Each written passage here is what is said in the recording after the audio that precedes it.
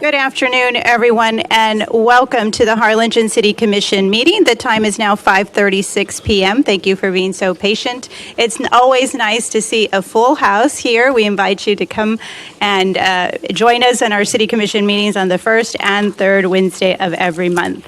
At this time, we do have a quorum of the commission as everyone is present, and it has been duly posted as required by state law. So if we can begin, if everyone could please stand and...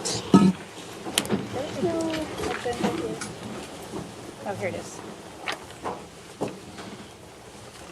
As I lead us in the invocation.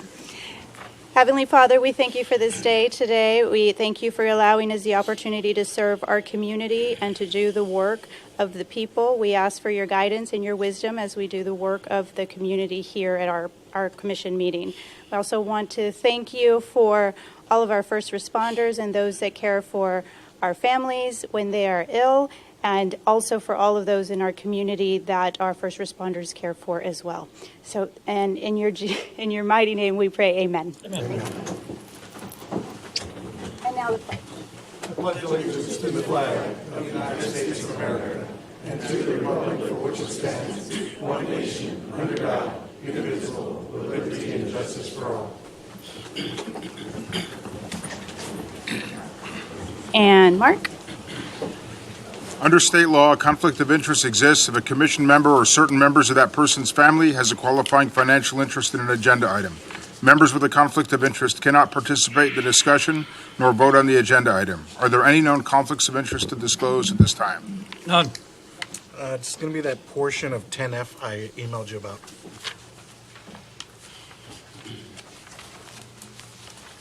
And none? None. None. None. All right, moving right along.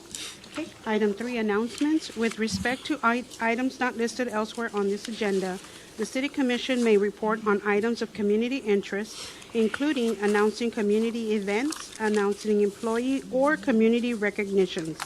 Item 3A, Mayor's announcements. Mayor, do you have anything to announce today? I don't have any announcements. Thank you. Okay, moving on to item 3B, City Manager's announcements. Mr. Gonzalez, do you have anything to disclose? Yes, I do. The Margarita Festival that had been canceled is scheduled for this Saturday from 5 to 10 at Launcey Hill. And also, we've just completed the renovations for the Downtown Improvement District building, and we'll have a ribbon cutting on Thursday, August 15th from 2 to 2:30. The public is invited to attend if you'd like to see the newly remodeled building. That's all I have. Item 3C, City Commission member announcements. I have nothing, ma'am. None. Nothing. Nothing. Okay, moving on. Item 4, proclamation presentation of awards. Mayor, we did have one presentation that was not added to the agenda, but they are here to present, and that would be a presentation of acknowledgement by Mr. Mendez, Parks and Recreation. Yes, excited for this presentation. Javier?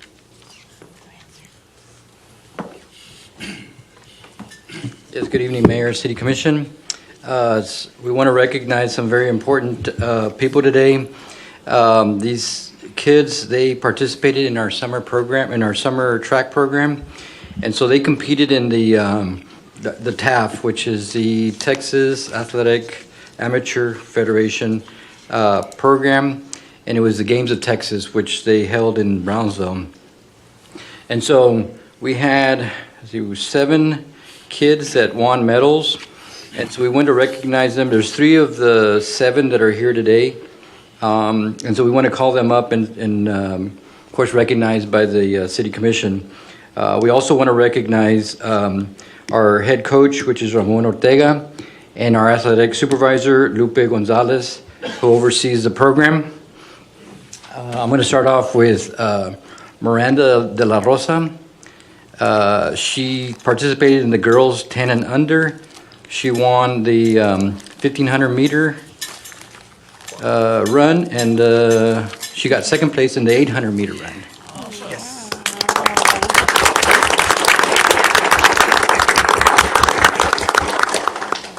Okay, the next one that we have is Hannah Rendon. She participated in the girls 18 and under, and she won second place in the pole vault competition.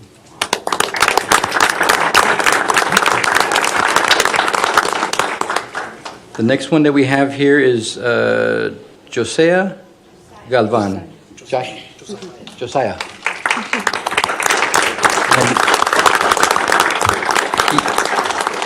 He participated in the boys 14 and under and won first place in pole vault. Nice. The last one we have that's here is Jonathan Wendorf. So he participated in the boys 16 and under, and he got third place in the 100-meter dash.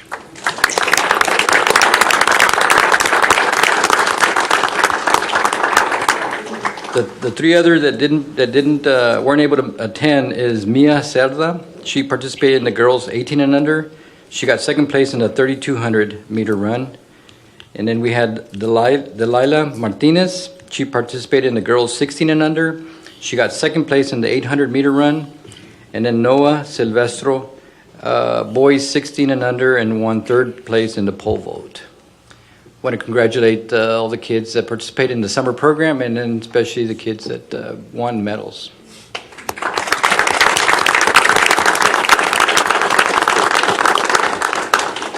Well, congratulations to all of you, and I think it would be great if the commission would join me and standing to take a picture with these athletes.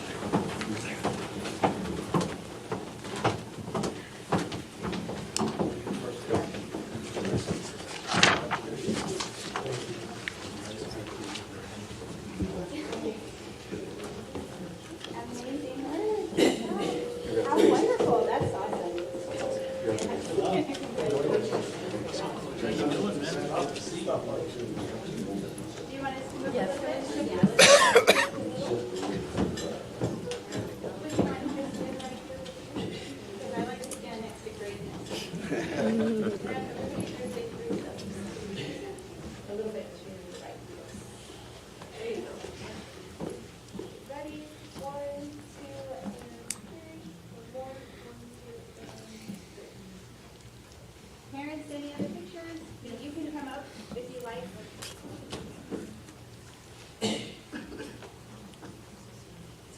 Smile, everybody. I'm going to try to get this on the Valley Central.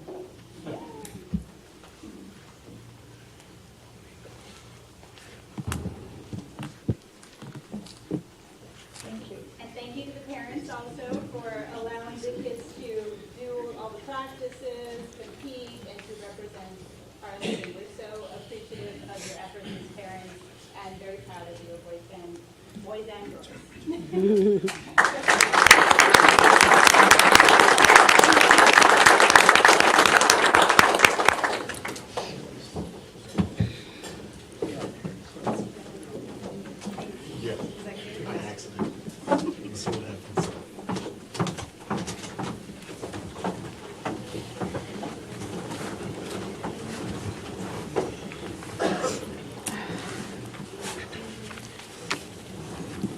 Okay, Mayor, next we have a presentation of award to the Harlingen High School South Hawks speech and debate team. Good evening, everyone. Thank you so much for joining us. Today in the House, we have the 2024 National Speech and Debate Association National Tournament champions from Harlingen High School. And before we award them with their beautiful award... Callista, Harlingen High School, South. Harlingen High School South. I'm so sorry. I went to South, okay? That was coming. It's fine. I'm a Hawk, I swear. Go Hawks. Step above, right? I remember. Okay. Neutral. Yes. Go Cardinals. Okay. Before we invite our champs up here, I would like to invite their coach to share more about their accomplishments. So if you would like to come up and say a few words.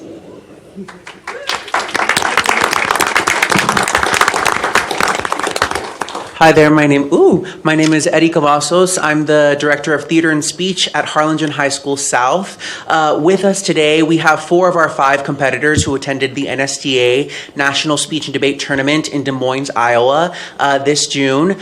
This tournament is the largest interscholastic tournament of its kind. A few thousand competitors, multiple schools from all across the country. This is both private schools and public schools. And we had our students show up and show out. Not only was our program named one of the top 20 programs in the country, you'll hear a little bit more about the awards in just a minute, but we did have all of our students finishing in the top 8 and above. We had CJ High School, who was our 4-time competitor. He qualified for the national tournament 4 years in a row, which is not an easy feat, placing 8th place in poetry. We had Adriana Rodriguez, who placed 3rd place in dramatic interpretation.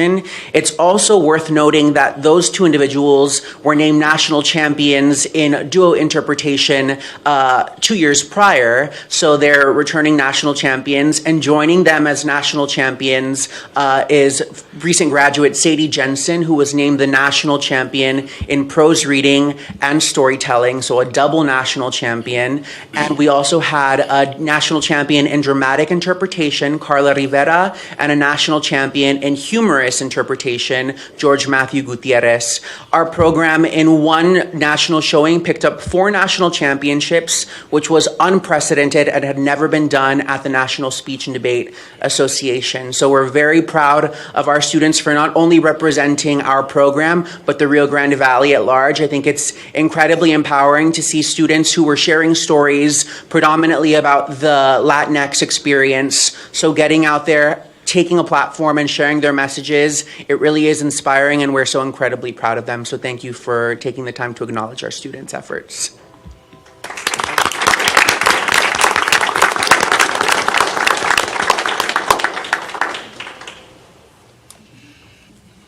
I don't know about y'all, but I'm blown away by what we just heard. Thank you so much for sharing that with us.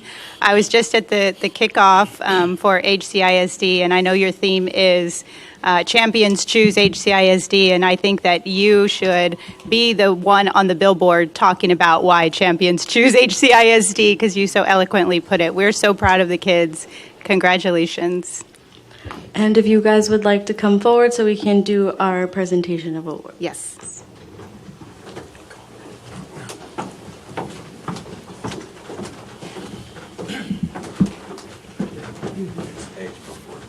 I heard that.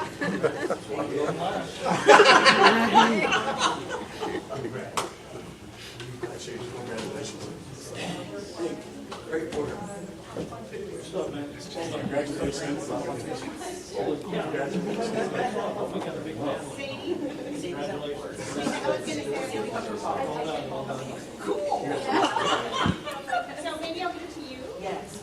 We'll see Sadie. Okay, I'll let you hold on to it. So I'm just going to say how amazing you are. I was blown away in awe of, I was in the front row, so I got like up close and personal, and y'all just amazing. All of you. Like I was just, it seemed like it was that you weren't children, that you weren't students, that you were adults, and they hired this Hollywood production to come and put on the show, but now they were all students, but you did an amazing job. So impressed. And yeah, you guys here. Where is? Are we missing? One, two, and 3. One more. 1, 2, and...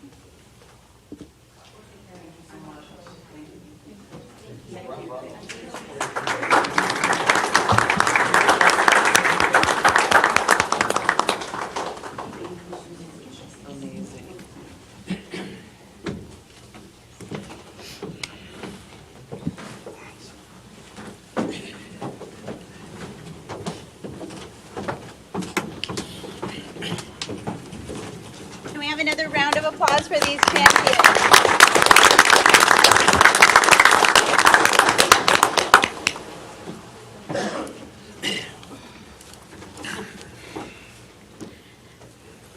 Okay, Mayor. Next, Next, we have a presentation of proclamation recognizing the South Texas Emergency Care Foundation doing business as Harlingen Emergency Medical Service for their service to the citizens of Texas during Hurricane Beryl. So before we have a representative from STEC come up here to accept this proclamation, I will read the proclamation as follows. Whereas the South Texas Emergency Care Foundation, doing business as Harlingen Emergency Medical Service, is a member of the Texas Emergency Medical Task Force to respond to disasters within the state of Texas. And whereas the Harlingen Emergency Medical Service was activated by the State of Texas Division of Emergency Management and the Texas Department of State Health Services to respond to Hurricane Beryl, which caused loss of life, injuries, and infrastructure damage to towns, cities, counties, and rural areas in East Texas. And whereas the Harlingen Emergency Medical Service deployed personnel, supplies, and ambulance vehicles to help evacuate and alleviate the pain and human suffering of citizens of Harris, Fort Bend, and Montgomery counties in Texas. And whereas the Harlingen Emergency Medical Service personnel completed their 10-day deployment successfully and have returned to duty in Harlingen. Now, therefore, I, Norma Sepulveda, Mayor of the City of Harlingen, Texas, do hereby recognize the Harlingen Emergency Medical Service and personnel who deployed their disaster zone and rendered emergency care, evacuation, and treatment, and transportation to the sick and injured. If you would like to come up and say a few words.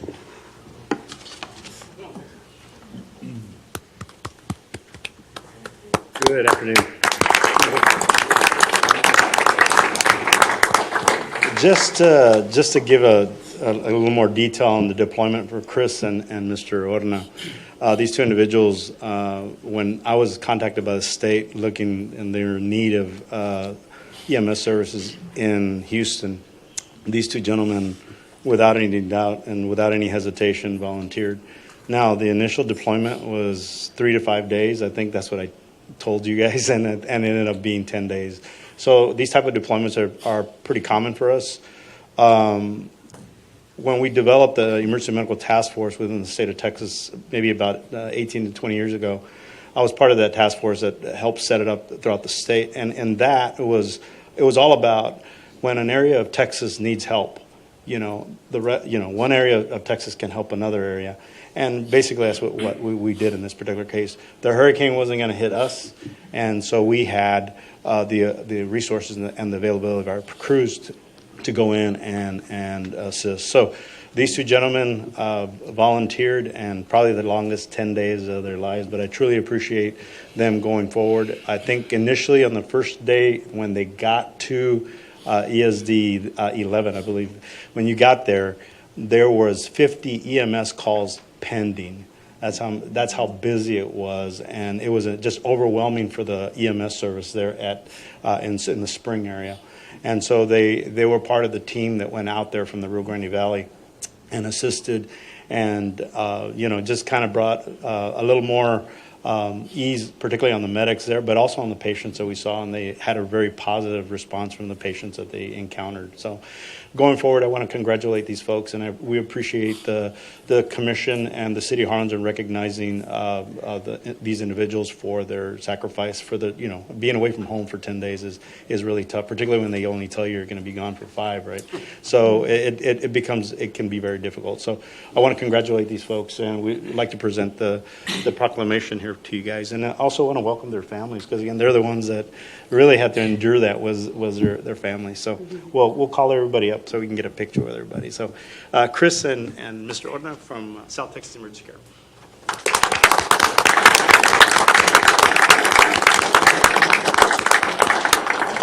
So we can get the commission to Get it.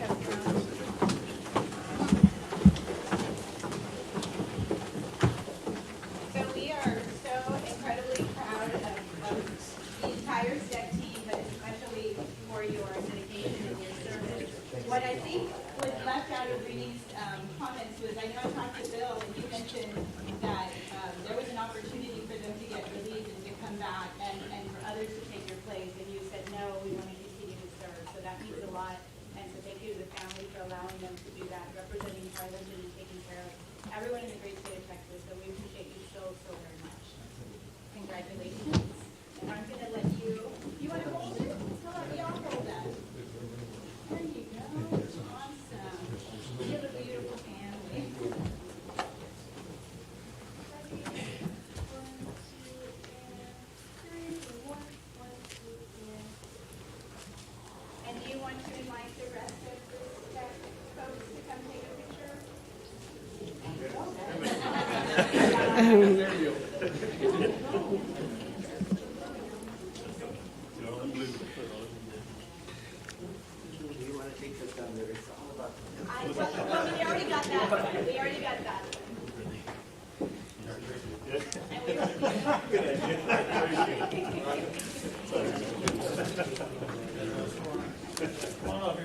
Yes, sir.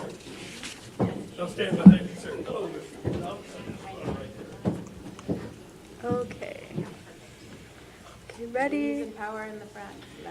1, 2, and 3. One more. 1, 2, and 3. Got it.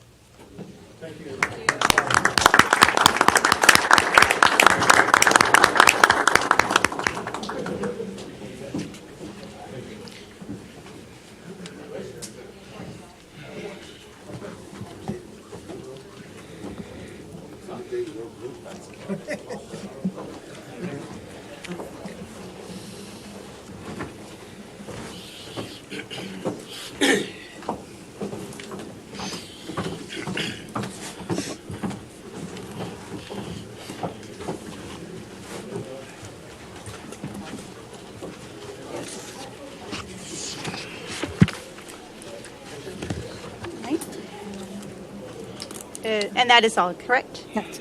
Okay, thank you, That Callista. concludes our proclamation presentation of awards, Mayor. Next, we have item 5, citizen communication. At this time, the public is invited to address the city commission and speak on any matter not specifically listed for public hearing elsewhere in this agenda. Please note that the city commission members may not respond to comments or deliberate on any topics addressed. Mayor, we did have 2 citizens signed up for citizen communication. First up is Mr. Raymond Reyes. Okay.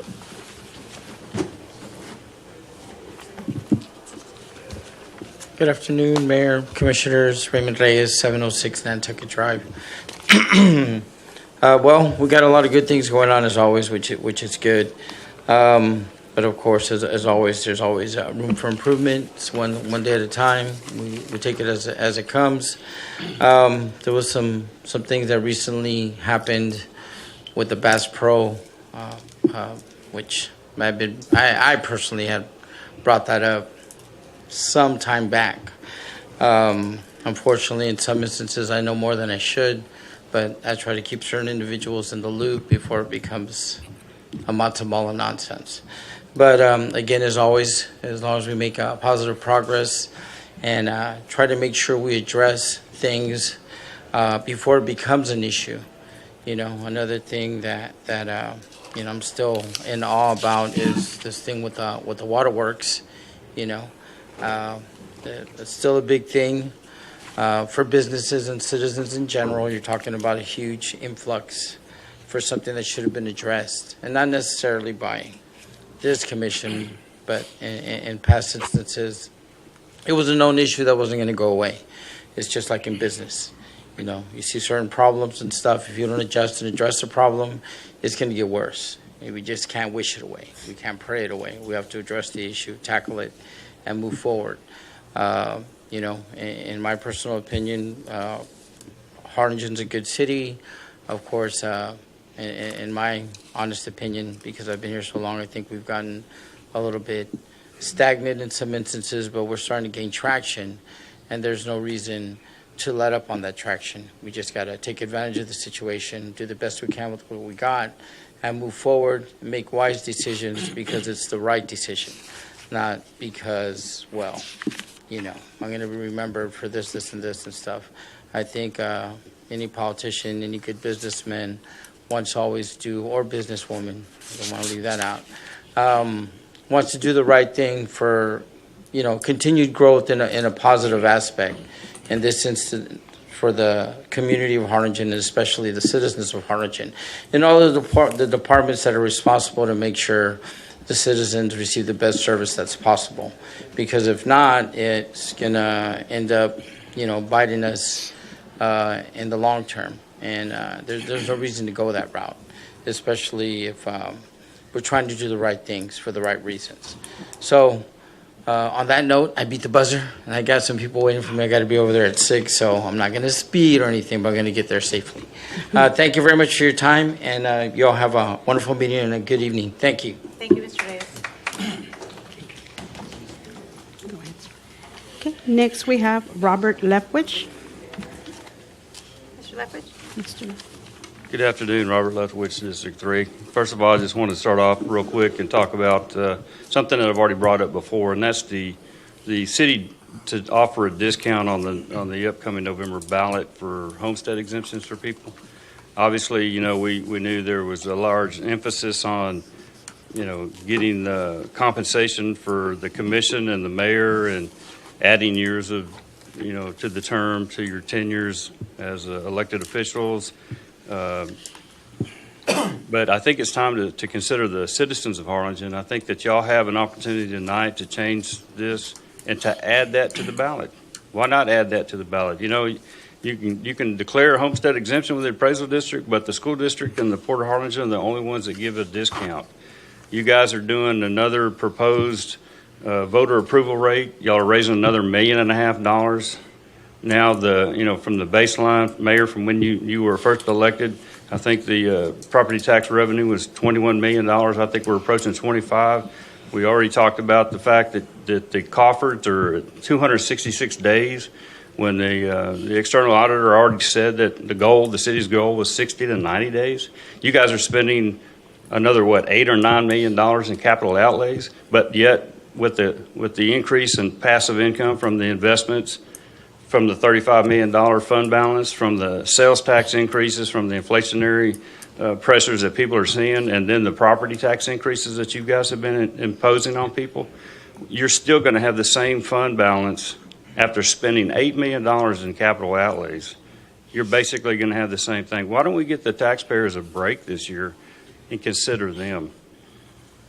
Does that make sense? All I'm asking is that when you get to the agenda item, that somebody make a motion to add that on there and say, look, let's start off with $10,000 discount for homestead exemption declared properties, or $15,000.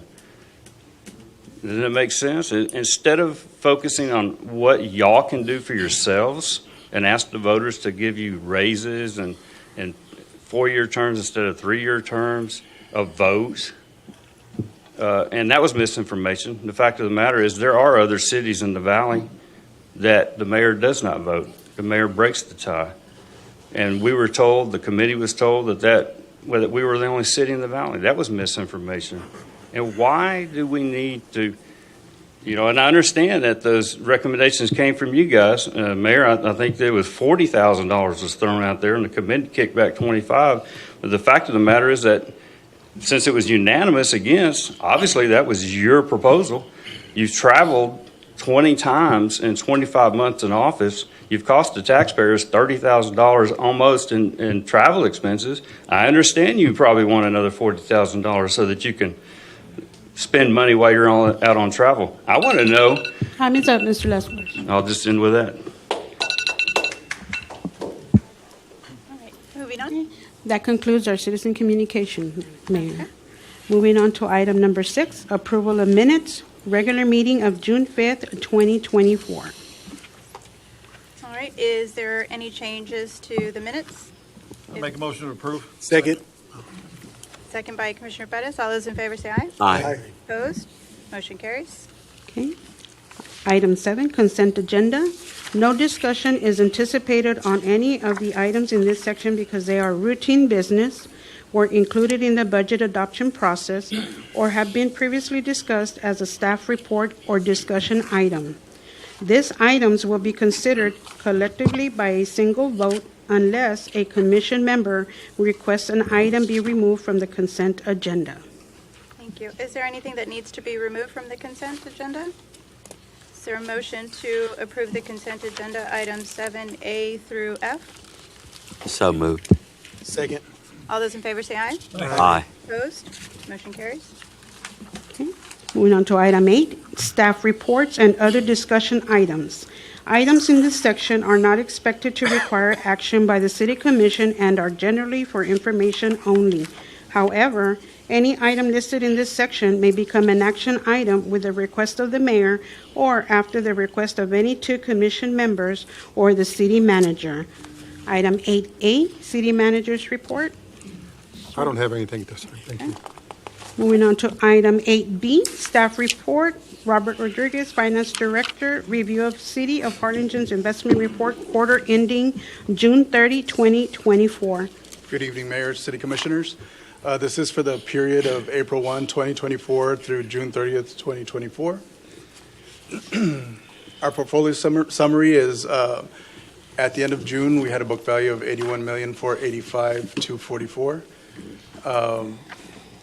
As you can see, our interest earnings in the middle column, interest income $957,112, amortization of $122,170.87. So for this quarter, we made net income of $1,079,000, and for the year to date, $3,236,000.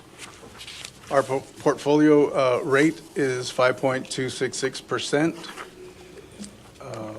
and you can see the allocation of our deposits. We have 3.65 in bank deposits, 78% in a local government investment pool, and 18% in treasuries.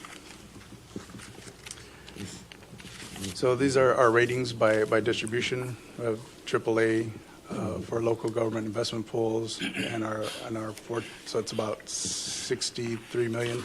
Or 2.9 million are in demand deposits, 63.7 million are in AAA, and 14.8 are AAA long-term. And that's the benchmark comparison of the treasuries to our deposits and tax pool. So as you can see, it starts out back in 22 at 1.37%, and we ended June 30th at 5.27%. That's a summary for the period.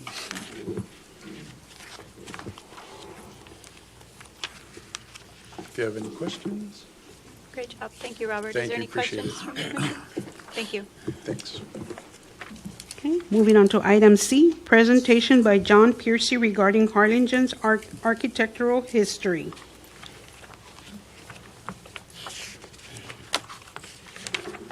Good evening, Mayor, Commissioners, staff.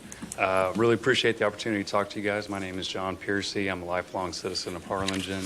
I'm a partner at a local architecture firm and a huge fan of mid-century modern architecture.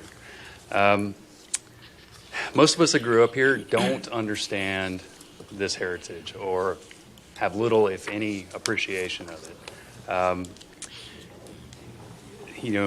The cutting edge architecture that was produced here in the 50s and 60s to this day continues to draw design fans from all over. And a few months ago, there was a group out of Houston, probably about 50 or 60 folks came down to tour Harlingen's mid-century landmarks. We got another one in September. It'll be architects from all over the state. Again, that one's probably 50 or 60 folks. It happens pretty regularly. It's a bit of a destination for design fans. And in the interest of brevity, I'm going to kind of focus on one of these guys in particular, one of these famous architects that make up our architectural heritage. Here's an excerpt out of some publications. This book's currently out of print, but you can see Harlingen is listed there as a pilgrimage point for old design fans. Alan Yamato Taniguchi, born in 1922 to a family of Japanese immigrants, grew up on a farm in California. While attending Berkeley, his family was ripped from their homestead and interned in Crystal City during the war. This difficult chapter of his life has a whole book about it. It's called The Train to Crystal City, and it's a great read. After the war was over, he finished up college and then started working in San Francisco designing the Eichler homes that some of you may have heard of, very famous, groundbreaking subdivisions. But in 1952, he relocated and came down to Harlingen to build his practice.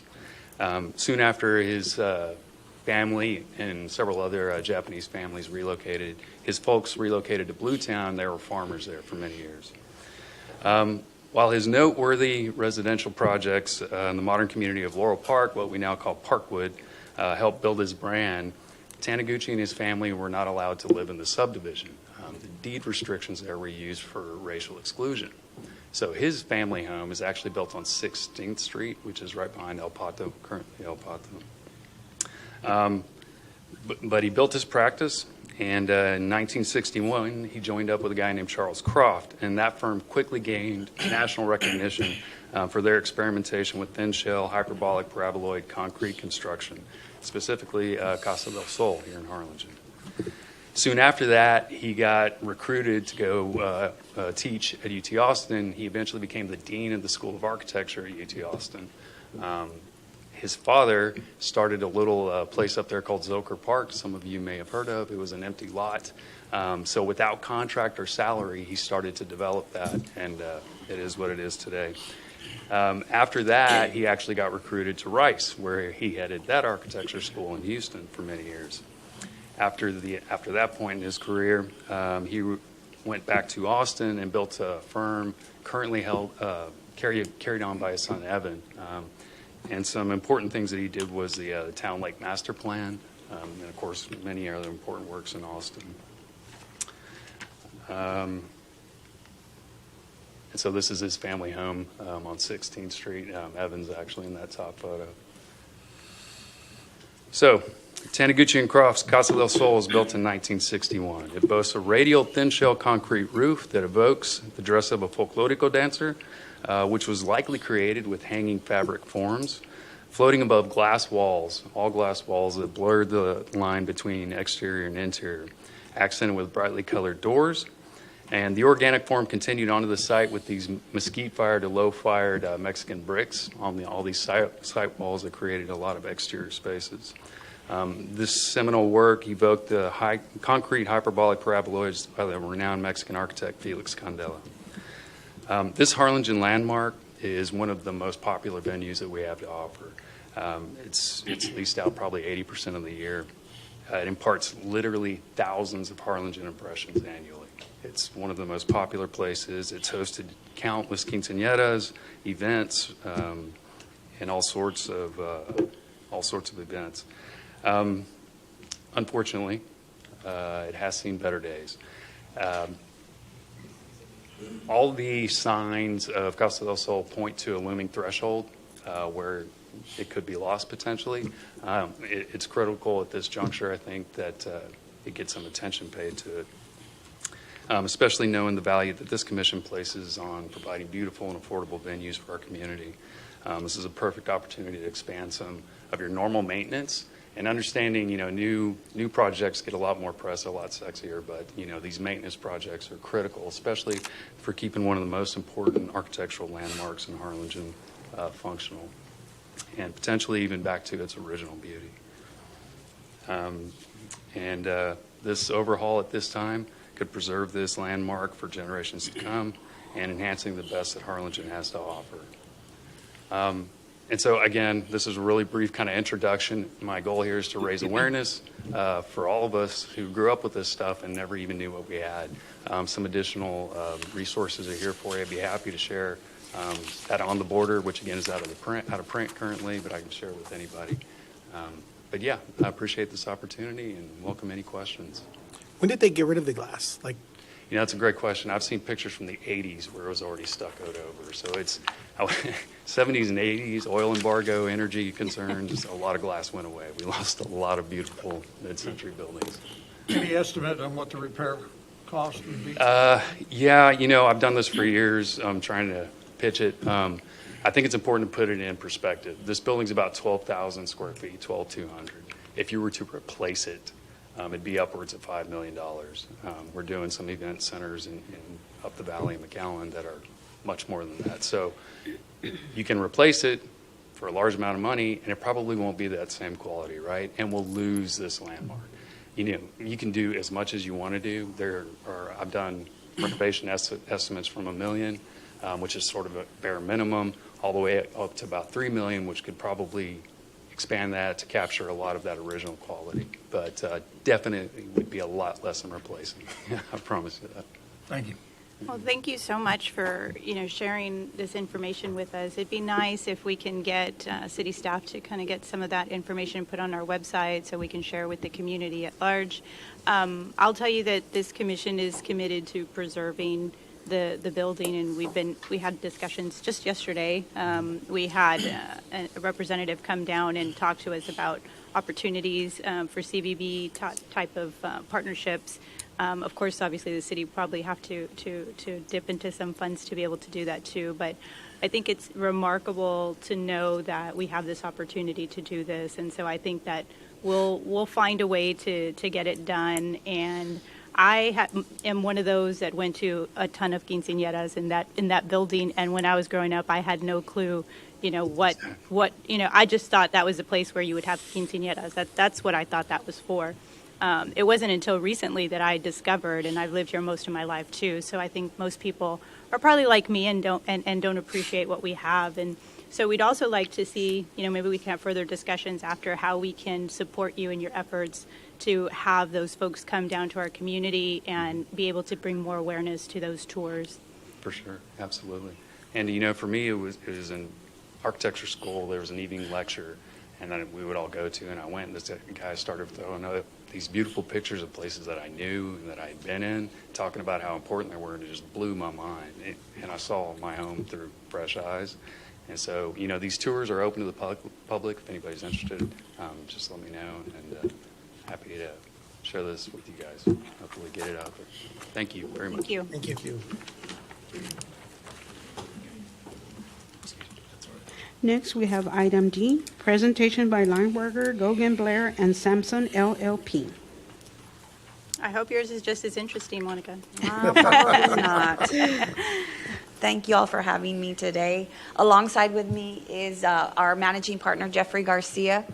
And so we actually have two reports for you tonight. We've got the delinquent tax collection report that spans from October 1st of 2022 through June 30th of 2024. I'll be presenting that, and then I'm going to let Jeffrey get up here and present the municipal fees and fines collection report on behalf of the city of Harlingen.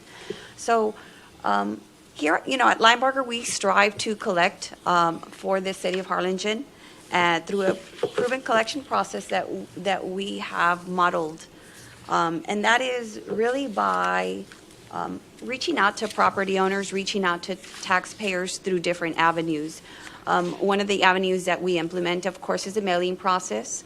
We also make contacts with property owners through either outbound calls that we place, or once a mailing is done, through inbound calls that are received in our office. We try leaving the litigation process, filing a suit on behalf of the delinquent tax collection that are owed for the city of Harlingen as a last resort. I can tell you that during this time frame, these are the numbers of mailings that we did on behalf of the city of Harlingen. We also executed several tax warrants that generated $116,801 on behalf of the city of Harlingen, and we entered into 172 payment agreements. As I said earlier, we do leave the litigation process as one of the last steps, but we actually do file lawsuits, and we have filed many lawsuits on behalf of the city of Harlingen for what is owed. During this time frame, we filed 298 lawsuits, and these are also some other numbers that were presented, 99 judgments that were taken on behalf of the city of Harlingen for what was owed. And we currently still have about 199 pending lawsuits to the tune of about $401,000. Now, moving on, we'll get on to what has actually been collected during these preceding years. If you'll look at here, dating back to October 2020, we actually had a really good year that year. We had about 33% in collections. There was actually a very large collection that came in for Via Vista Mall. And since then, we have had some subsequent collections. We are very consistent with our collections.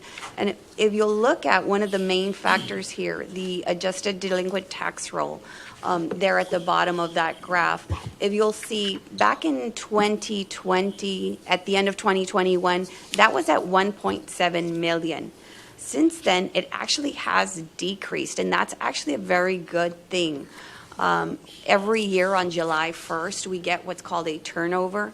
Last year's preceding taxes get turned over to us, and we refer to it, or we look at it as a bucket of money that gets turned over every year. So every year, that bucket of money from the delinquent taxes previous years gets put into that. So the fact that we have decreased that adjusted delinquent tax roll shows that we've been very consistent with our collections. Does anyone have any questions regarding this graph and the? Now, if you'll see here, this is another graph that shows base tax per year collected, the adjusted tax levy as of October 1st of every year, and what the turnover is usually. So Harlingen is pretty consistent where you get anywhere between 95-96% of what the current taxes get collected. So the turnover that gets brought over to us, you'll see once it gets turned over on July 1st, we have been able to consistently collect where we get that almost up to 99%. This last year, 2023, we still have about 4 months left for collection. So we're currently at 96%, and we're targeted to hopefully reach that 99% collections, again, as we've done in previous years. Any questions regarding this? So moving on, during this time frame, we actually conducted 14 tax sales for the city of Harlingen, where we prepared 47 properties to be placed up for sale. Not all properties get placed for sale. We make every opportunity to work with the property owners so that they can pay their taxes or enter into an agreement so that properties do not go forward to sell. But during this time frame of the 47 properties that were prepared, you can see there we received payment in full for 13 properties, entered into 11 agreements, and actually 23 properties were sold. I also wanted to add some of the value-added services that we do for the city of Harlingen that are actually at no cost to the city, and actually we receive nothing from these value-added services that we provide. And one of those things is a nuisance abatement lien collection. What this is really the weedy lots that are out there. When we are doing our title work and that we see that there is a lien placed by the city of Harlingen on that property, we go ahead and include that lien into our delinquent tax collection suit so that we can be able to collect that for the city of Harlingen. And we have collected so far $64,524 for the city of Harlingen. That's at no cost to the city, and that we receive nothing from this as well. Tax sale excess proceeds. Also, we made an initiative to come forward and begin petitioning the court. And what that is if a property is sold at its tax sale and there are any excess proceeds, by statute, 2 years from the date of sale, the district clerk is supposed to, if no one has petitioned the court for these excess proceeds, the district clerk is supposed to revert any of those excess proceeds and distribute to each of the taxing entities in a proportionate share of who all had an interest in the judgment. We made an initiative to come forward at that 2-year marker and petition the district clerk for these. So this is all money that the city has now generated, that the city is able to use, and it goes back into their funds. Truth and taxation assistance, that's also something that we provide as an assistance to the city. Any questions and any legislative updates, any changes in taxes or any tax-related questions, that is something we provide to the city as well. I'm not sure if you all have any questions regarding the report. That $64,000, that's not over this year alone, is it?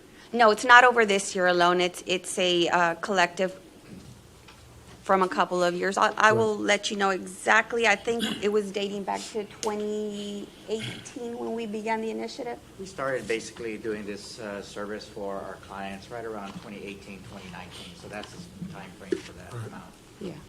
So, Monica, I have another kind of question.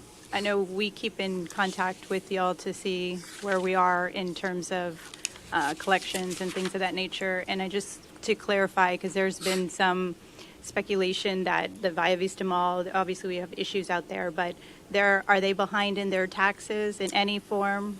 No, all delinquent taxes regarding the real property are paid and current, and even their personal property taxes, which includes their business personal property, inventory, furniture, fixtures, and equipment, all of their taxes are currently paid up.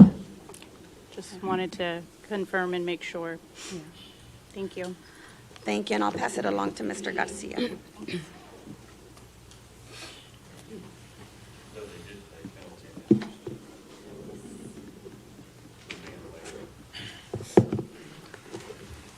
Thank you, Monica, for that impressive presentation on the delinquent tax collections for the city of Harlingen. Before I get started and dive into the municipal court collections, I just first wanted to actually congratulate Monica Solis for being a recent graduate of the Chamber's Leadership Harlingen program. And so congratulations, Monica. That's a big accomplishment. And welcome to Jeff back to the Rio Grande Valley. We're so happy that you are here with us. Thank you, Mayor. Thank you. Appreciate that. As you heard Monica eloquently state the collections for the city of Harlingen on property taxes, when we move into collections for your municipal court, I always like to start the presentations with a caveat, and that is when you're looking at municipal court collections, we like to use the term resolution. And the reason why I like to use the word resolution is, unlike property taxes, when you're dealing with delinquent citations from your municipal court, there are non-monetary ways to be able to resolve a delinquent traffic citation through your municipal court. And so we like to use the term resolution. You will see that word throughout this presentation. And we will also use the word collected because you actually have dollars collected on your delinquent municipal court collections. This is your dedicated team on behalf of the Linebarger Law Firm. I'm proud to say that the three attorneys in our local Brownsville office for the Linebarger firm are actually three former Cameron County prosecutors, and we're the only law firm in the Rio Grande Valley that is able to say that all the attorneys in our local Brownsville office are former prosecutors for Cameron County. Also on the team is Trevor Balderrama. He's our Chief Administrator Officer who oversees all the fees and fines out of San Antonio. Now moving on to dedicated offices for your city collections for your municipal court. Obviously we have a local office in Brownsville located at 35 Providencia Court. We have been in Cameron County since 1983. We have 3 full-time attorneys and 27 full-time employees, and we work Monday through Friday, 8 to 5. I'd like to point that out because I know there is a local competitor who came into town roughly about a year ago who likes to say they now have an office. Well, that's not really true because that competitor, A, doesn't have full-time employees. They do part-time, and we're proud to say that all of our employees, we offer full-time employment along with health benefits and retirement plans. So we're proud of that. Another one of our offices that helps out with municipal collections is our San Antonio call center. We have over 100 bilingual collectors who are there Monday through Saturday past 5 o'clock that are able to help out any individual that have outstanding traffic citation with municipal court. And thirdly, our San Antonio IT headquarters. Your municipal court works on a daily basis with our contract managers out of this office, also located in San Antonio. The key point here is that all of the city's data with regard to the municipal court stays here in South Texas. We do not farm out anything to any other contractor out there.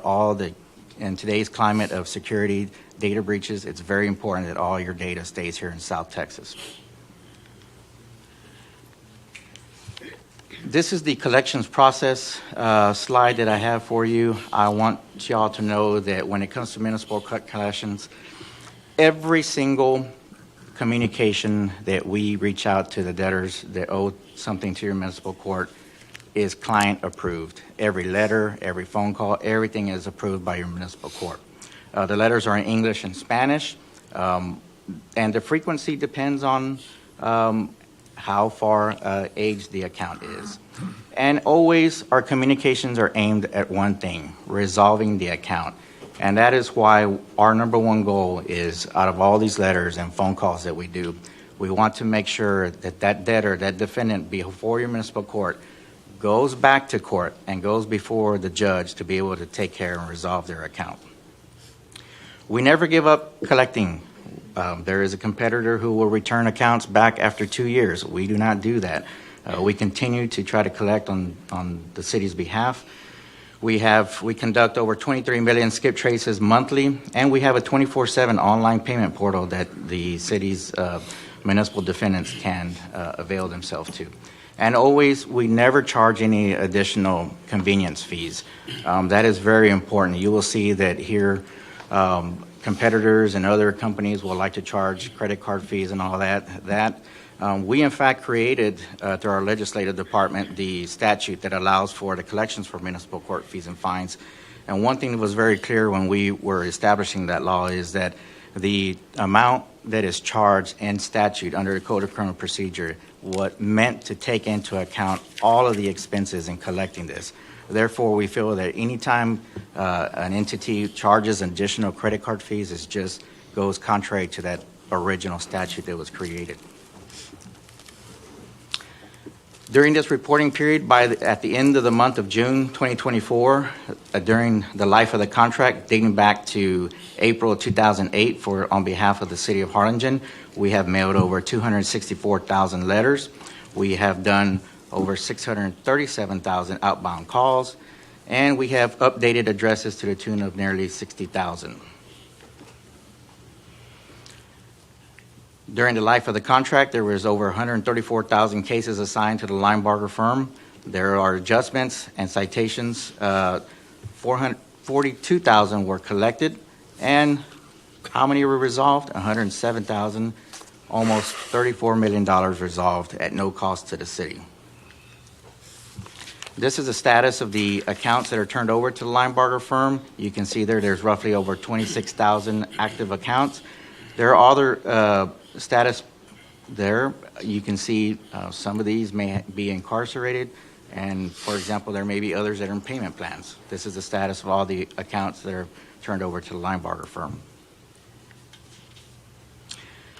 Here is a graph of going back. You can see there $12.7 million collected for the city of Harlingen over the life of the contract, again, at no cost to the city. Here is just a more clear picture of the previous slide. The 12.7 is actually dollars recovered. That is how much money was brought back into the city. And then on the right side is $34 million was resolved, because there are non-monetary ways of resolving delinquent traffic citations.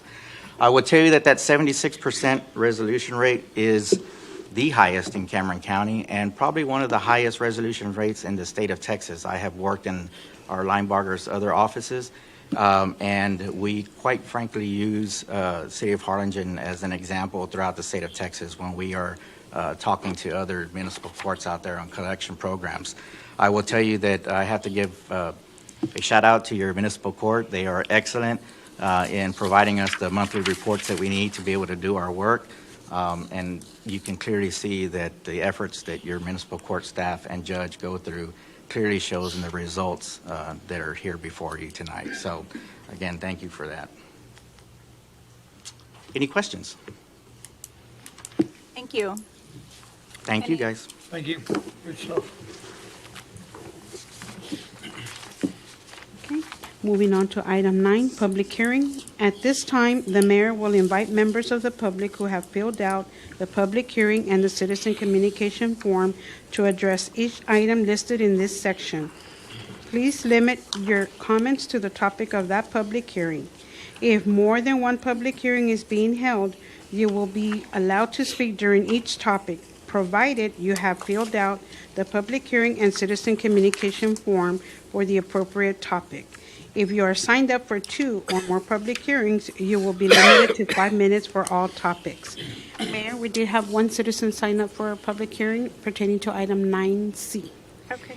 So we'll go ahead and just go through these anyhow, just to ensure that they're on the record. 9A, public hearing for rezoning request from Light Industry District and Office District to General Retail District for property located on the south side of East Grimes Avenue, approximately 80 feet east of North 28th Street, bearing a legal description of Lot 1, Skyline Phase 2, RGVCU subdivision. And at this time, we'll open the public hearing on this agenda item, but having no one here to speak for or against, we will now close the public hearing. Item 9B, public hearing for rezoning request from Light Industry District to General Retail District for 10.13 acres of land out of Block 19, Cunningham subdivision located at the southeast corner of Primero Road and I-69 East Expressway 77 Frontage Road. We'll open the public hearing at this time, but having no one here to speak for or against, we will close the public hearing. And item C, public hearing for a rezoning request from Residential Single Family District to Neighborhood Services District for 8.77 acres of land out of blocks 43 and 44, Dixieland Heights, number 1 subdivision located at the southwest corner of Dixieland and Garrett Road. At this time, we will open the public hearing and ask for Mr. Herman Montemayor, if you are present. You please approach. Thank you for joining us. If you can just state your name, the district that you live in, and then you will have 3 minutes to address the commission. My name is Herman Montemayor. I'm in the district of Rene Perez. I'm at 2501 Garrett Road. I spoke last time we had another subdivision come in. But I represent the people of the area that we would like to have a subdivision that's it's all houses next to our houses around the Garrett and Dixieland area. They're all skeptical about these small duplexes and apartments that are added on to those subdivisions. My question is there any reason why they can't do just a subdivision of homes? When it comes, oh, sir, nice to see you again. When it comes to the subdivision, it's usually up to the developer what they want to do because they're the ones developing the land. But in this instance right here, because I remember from last time that we had a discussion regarding the other subdivision, you guys were really, really worried about apartments. I can tell you without a doubt, because I've already spoken to the developer, that he plans to make no apartments whatsoever in this development. What he plans to make, and they're going to do, when we actually get to it, they're going to do a little presentation, and I hope you stay so that way you can see what I'm referring to. What they're going to be building is a gated community, an assisted living center, and kind of sort of like what's like a little plaza with maybe a bakery or some type of store or something that would actually service your area of the region. So there's no apartments in this whatsoever. The developer knows that he remembers what happened last time, and this is something that when I spoke to him, because he came to me and spoke to me about doing this development, and I told him your worries because you live there, you have your valid concerns, and he has no interest whatsoever in making apartments. Okay, well, to see what's going to happen, yes, a blueprint of what we're looking at. Yes, that's what we're going to do. We're blind right now. We don't know what's going to happen. So show us something nice, you know. No, that's what we plan to do as soon as it comes up, and I hope you stay for that. I will. And I want to thank you for coming because I know a lot of times people are not active or speaking out for themselves, and you do that consistently, so thank you for that. Thank you. And one other thing, Mr. Montemayor, I also recall the last subdivision that was proposed in your neighborhood coming out, and so I also spoke with the developer on this property, and he's also developing in other areas of the community. And I don't know if this is okay, but we're going to discuss it here in just a bit. But I mentioned to him the concerns from the neighborhood, and he said he would also be agreeable to even a note on the plat that says that he's committed to not developing any apartments and that there'll be single-family homes. So that would put the folks in that area at ease, knowing that it's already a commitment from him on the plat itself. Well, that's great. That's great. So just wanted to convey that to Thank you very you. much. Thank you. Yes, and sir. I'll mention it to the rest. Wonderful. Okay. Thank you, sir. very much. And please, like Commissioner Pettis said, you're welcome to stay. I will. Thank you. Is that concludes our public hearings. Okay. At this time, we will now, having no one else here to speak for or against, we will close the public hearing and move on. Okay. Item 10, action items. City Commission will discuss, consider, and take any action deemed necessary on items listed in this section, including the adoption of a resolution or an ordinance. Item 10A, Consideration and possible action to adopt an ordinance on first reading for a rezoning request from Light Industry District and Office District to General Retail District for a property located along the south side of East Grimes Avenue, approximately 80 feet east of North 28th Street, bearing a legal description of Lot 1, Skyline Phase 2, RGVCU subdivision, applicant Andy Bigstall, care of Jose Sanchez. Planning and Development. Mayor and City Commission, this is a down zoning. So from light industry to general retail district for a proposed apartment complex. So it's a less intense as compared to industrial. South side of Grimes, close to 28th Street. Here's the aerial photo of the property. It's a recorded subdivision. It's a lot of record. Future land use plan, photo of the property. This went before Planning and Zoning Commission. No one spoke in opposition, and the board approved it unanimously. Thank you. Mark?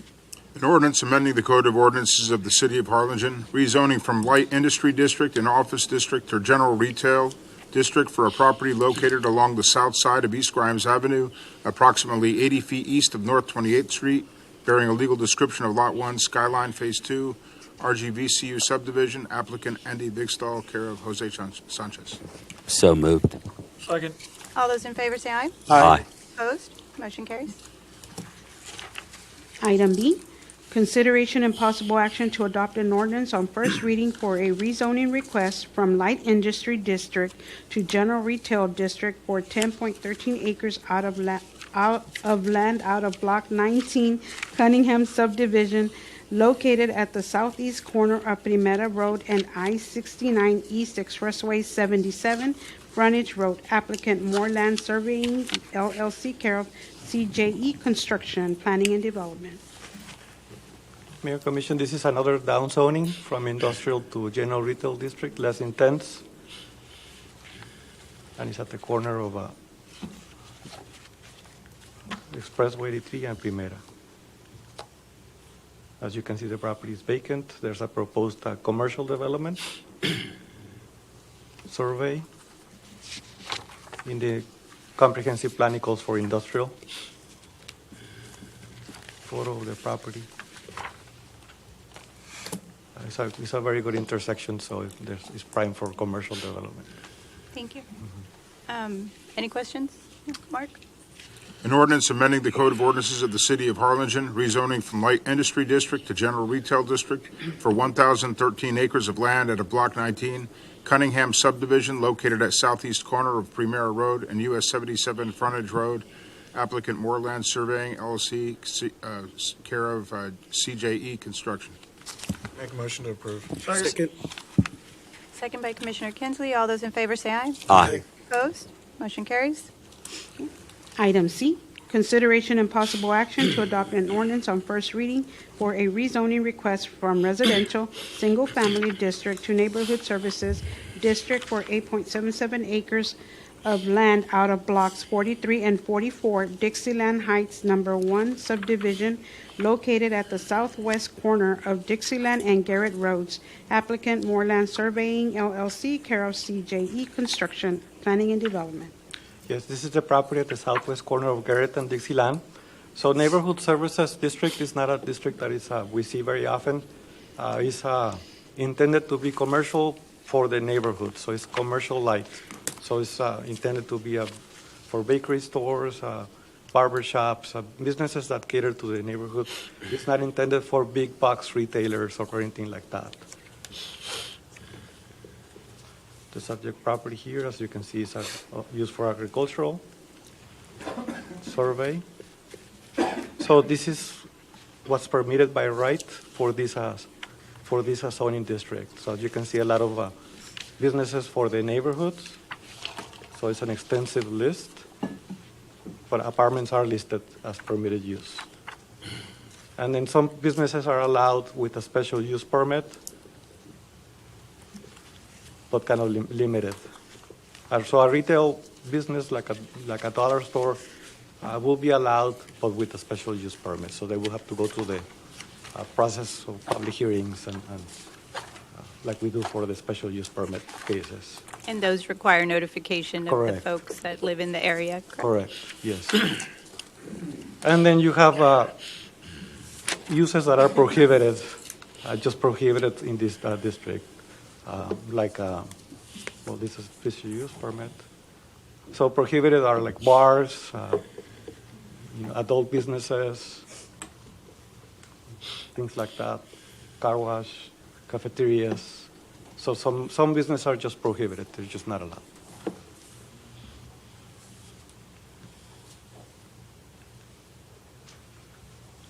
So in the comprehensive plan, it calls for low-density residential.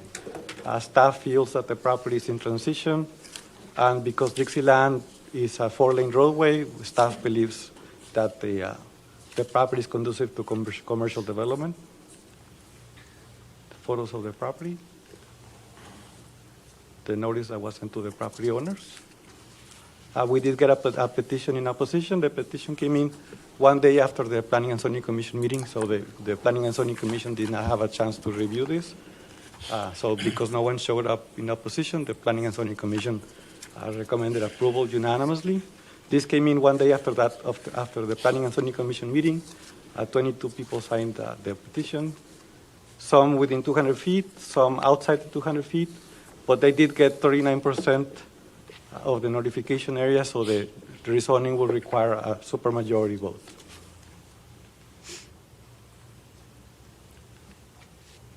Did you have pictures of what he was going to? Yes. Okay.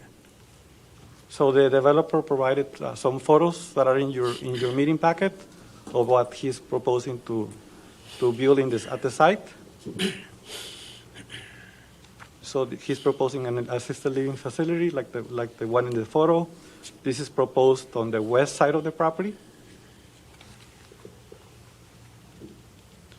A single-family gated community. This is proposed in the middle section of the property. And a commercial plaza facing Dixieland that will cater to the neighborhood, the bakery store, the barber shop, nail salon, those type of businesses. And these are the proposed homes for the gated single-family proposed subdivision.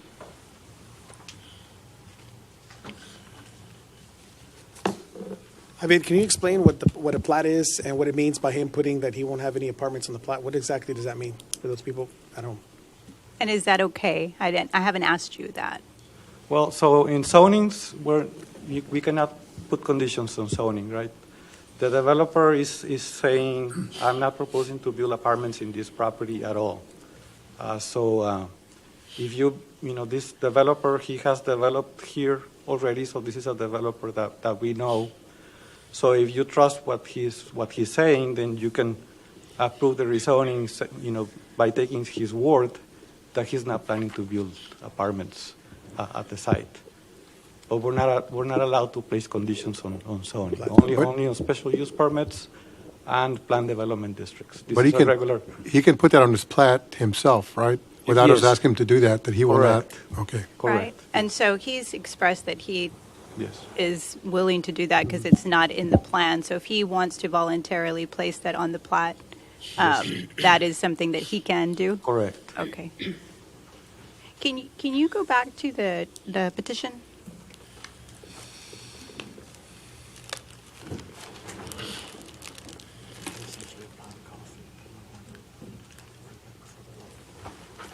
I'll wait for you. So, In the petition, they mention traffic congestion and apartments, but the developer is not proposing yeah, so apartments. I was looking at it, and it seems that the issue is probably the same issue as the previous subdivision where it says, and I think it's almost the same, where it says with multifamily low income, there's a possibility of increase of crime in that area. So that seems to be and then the property value effect, all of those things kind of coincide with that noise. And so this is the only petition that you received? Correct. Okay. And I just want to mention also that I did reach out to some of the people on the petition, Mr. Montemayor, and I explained to them what was going on because, like I said, the developer has no plans whatsoever to put apartments in this area. It's like what he showed you. It's going to be it's going to be the assisted living center. It's going to be a gated community, and it's going to be that little plaza that's going to have, like you said, like examples, bakeries, barbershop, or something like that. Sure. Can you approach Mr. Montemayor? Can you on the mic? Thank you. On the last form that I saw, the approval of multifamily on that form that you had, Yes. that is going to be approved, and so It's confusing, and so Yes, it yes, is. I wanted to make sure that all your questions are answered. Can you go back to that slide, Javier? With the list? It says what you can do. your It said you have one that says prohibited, and then Oh, keep going. keep going. One more. the ones that Right are there. right there. Right there. So- One family dwellings, two family dwellings, three family dwellings, four family dwellings. What does that mean? Multifamily and apartments. Right. That'll be approved then. So go ahead. No, what that means is that the reason he chose this zoning district was because it gave him more flexibility. Under this zoning, that is technically allowed. But we've already spoken to the developer, and like our city manager stated, we can't force him to say, oh, you can't do the apartments. But what he can do is he himself can put it on the plot saying, hey, I'm not going to put apartments. And that's what he's agreed to do. Because he understood, I brought your concerns because I remembered from last time, and I did see this petition, and I did speak to him. And I expressed, your concerns. I told him, these people are very concerned, and they have a right to be concerned because this is their families, this is where they live. They want to make sure that everything's going to be safe. And he understood the issues, and he agreed that when he does do the plot, he's going to put that he's going to agree that there's no apartments. So I understand that it says here that, yes, this is just telling you what that zoning allows. Right. But what the developer himself has stated, that is that he is not going to do any apartments, plus he has also agreed to put it on the plat himself. But if this gets approved after the fact, the plaque, you're going to see the plaque and it shows that it's not on there and it's going to be approved, or this is approved and he can do whatever he wants? He's already kind of committed to doing what because this is not a developer that we don't know nothing about, that we don't trust. Right. This is the developer that he's already worked on several projects. In fact, right there, you know where Jack in the Box is? Yes. And right there where Jack in the Box and Golden Corral, that entire area is one of his developments as well. So I was this is- wondering about that project. Yeah, so he's doing a development there. So this is not some guy that's just coming in and we're just taking his word for it and like, yeah, okay. No, he's come to Harlingen, he's done developments here, and he's already spoken to me about other developments that he wants to do around Harlingen. So this is a guy that's coming in, he's trying to build a relationship with the city because he sees Harlingen as a place to be right now. Harlingen is growing. We're breaking all these records when it comes to permits. Harlingen is on the rise, and he sees that, and he wants to be a part of it. So he's not going to be one of those guys that's going to go back on his word and say, I'm going to do this, because he understood how I feel about it. He understood how the mayor felt about it, and he understood how we all feel about it. That our biggest concern is that the people that live in that area, feel comfortable with what you're going to be living next to, and he understands that. So he did agree to sign it, and if he does not sign it, or if he does not put some apartments, I'll be right there with you, standing there and complaining and say, hey, what's going on? Because he gave us his word, so you should be good to go. Okay.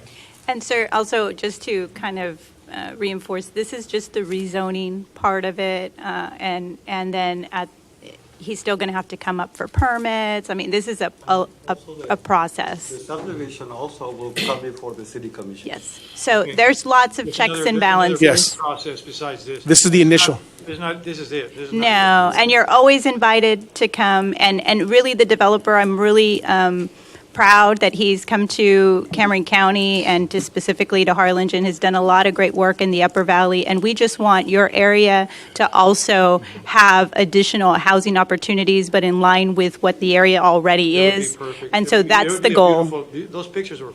I They're love them. fantastic. All that I saw, that I said, wow, Yes. that blew my mind out. That is really nice. It's hard sometimes, it can be easily, you can easily think that without having the photos and the explanation that it can go in the opposite route, right? Because it seems like that's what happened here. People just assumed, maybe got some misinformation or not enough information, and that's where this came from. But we wanted to make sure that you fully understood, what was coming in that area, and that whole area is developing, and so I think this is in line with that. Yes, it'll grow. Yes. It'll grow nice. And how nice would it be to have something, a small little retail, like a bakery, or I mean, yes. I saw that, blew my mind. I said, wow. Yes. Yeah. I like to see a blueprint like that. Definitely. Show me something. Don't just say, well, we're going to do it like that, and just a plaque where you can't see just lot numbers and stuff. Mhm. That looks professional. That Yes. looks great. Absolutely, and we know that you will be proud of it as well, and we're going to follow along, and I'm sure that Commissioner Pettis can reach out to y'all to invite you as the development, as so long as the commission approves it, right? As the development continues, you're happy to be involved in that conversation. Appreciate it very much. And once again, I want to thank you for coming and checking this and getting the facts for it. Thank you. I'll talk to the rest of the people. Thank you. Okay. Are there any questions for Javier? No? Okay. Mark? An ordinance amending the Code of Ordinances of the City of Harlingen, rezoning from residential single-family R1 district to neighborhood services NS district for 8.77 acres of land out of blocks 43, 44 of Howard's Dixieland Heights No. 1 subdivision, located at the southwest corner of Dixieland and Garrett Roads. Applicant Moore Land Surveying LLC, CO CJE Construction. So moved. Second. All those in favor say aye. Aye. Aye. Opposed? Motion carries. Item D, consideration and possible action to adopt an ordinance on first reading to abandon and vacate the west 5 feet of a landscape easement being 483.74 square feet of land out of Lot 42, Block 1 Villas at Palm Valley subdivision, located at 6301 El Camino Real Street, applicant Carter Beal, Planning and Development. This is just a landscape easement that is affecting the construction of a house. It's not needed. Engineering has approved it. Is there any questions? No? Okay. Mark? An ordinance abandoning and vacating the west 5 feet of the existing landscape easement, being a 483.74 square feet of land out of Lot 42, Block 1, via Palm Valley subdivision, located at 6301 El Camino Real Street. Is there a motion? Motion approved. Second. All those in favor say aye. Aye. Opposed?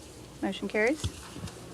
Item E, consideration and possible action to adopt an ordinance on second and final reading for a special use permit to allow a bar lounge in a general retail district located at 1105 South Tam Lane, bearing a legal description of 3.4740 acres out of Block 33, Stewart Place Subdivision 139, 297, 298, applicant Carlos Esquivel, Planning and Development. We just need this approved in second reading, please. So moved. Second. All those in favor say aye. Aye. Opposed? Motion carries. Did you read the caption? The caption. Mark? Sorry, Mark. An ordinance amending the Code of Ordinances of the City of Harlingen, a special use permit, SUP, issued to Carlos Esquivel to allow a bar lounge in a general retail GR district located at 1105 South Tam Lane, bearing a legal description of 3.4740 acres out of Block 33, Stewart Place subdivision, 139, 297, 298, providing for publication and ordaining other matters related to the foregoing. So moved. Second. All those in favor say aye. Aye. Opposed? Motion carries. Thank you so much.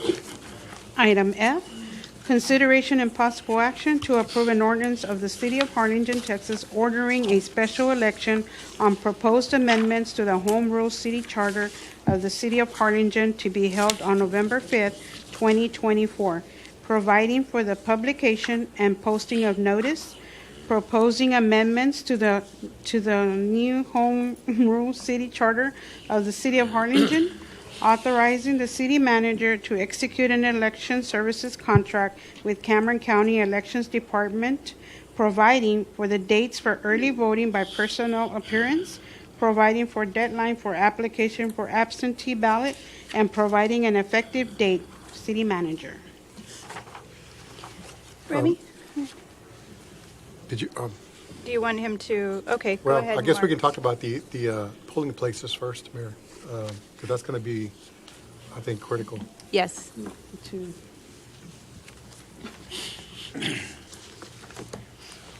Good evening, Mayor and Commissioners. I think in the estimates that we provided and the contract we provided, there's a couple of things that are slightly different than we've done in the past when we present these items.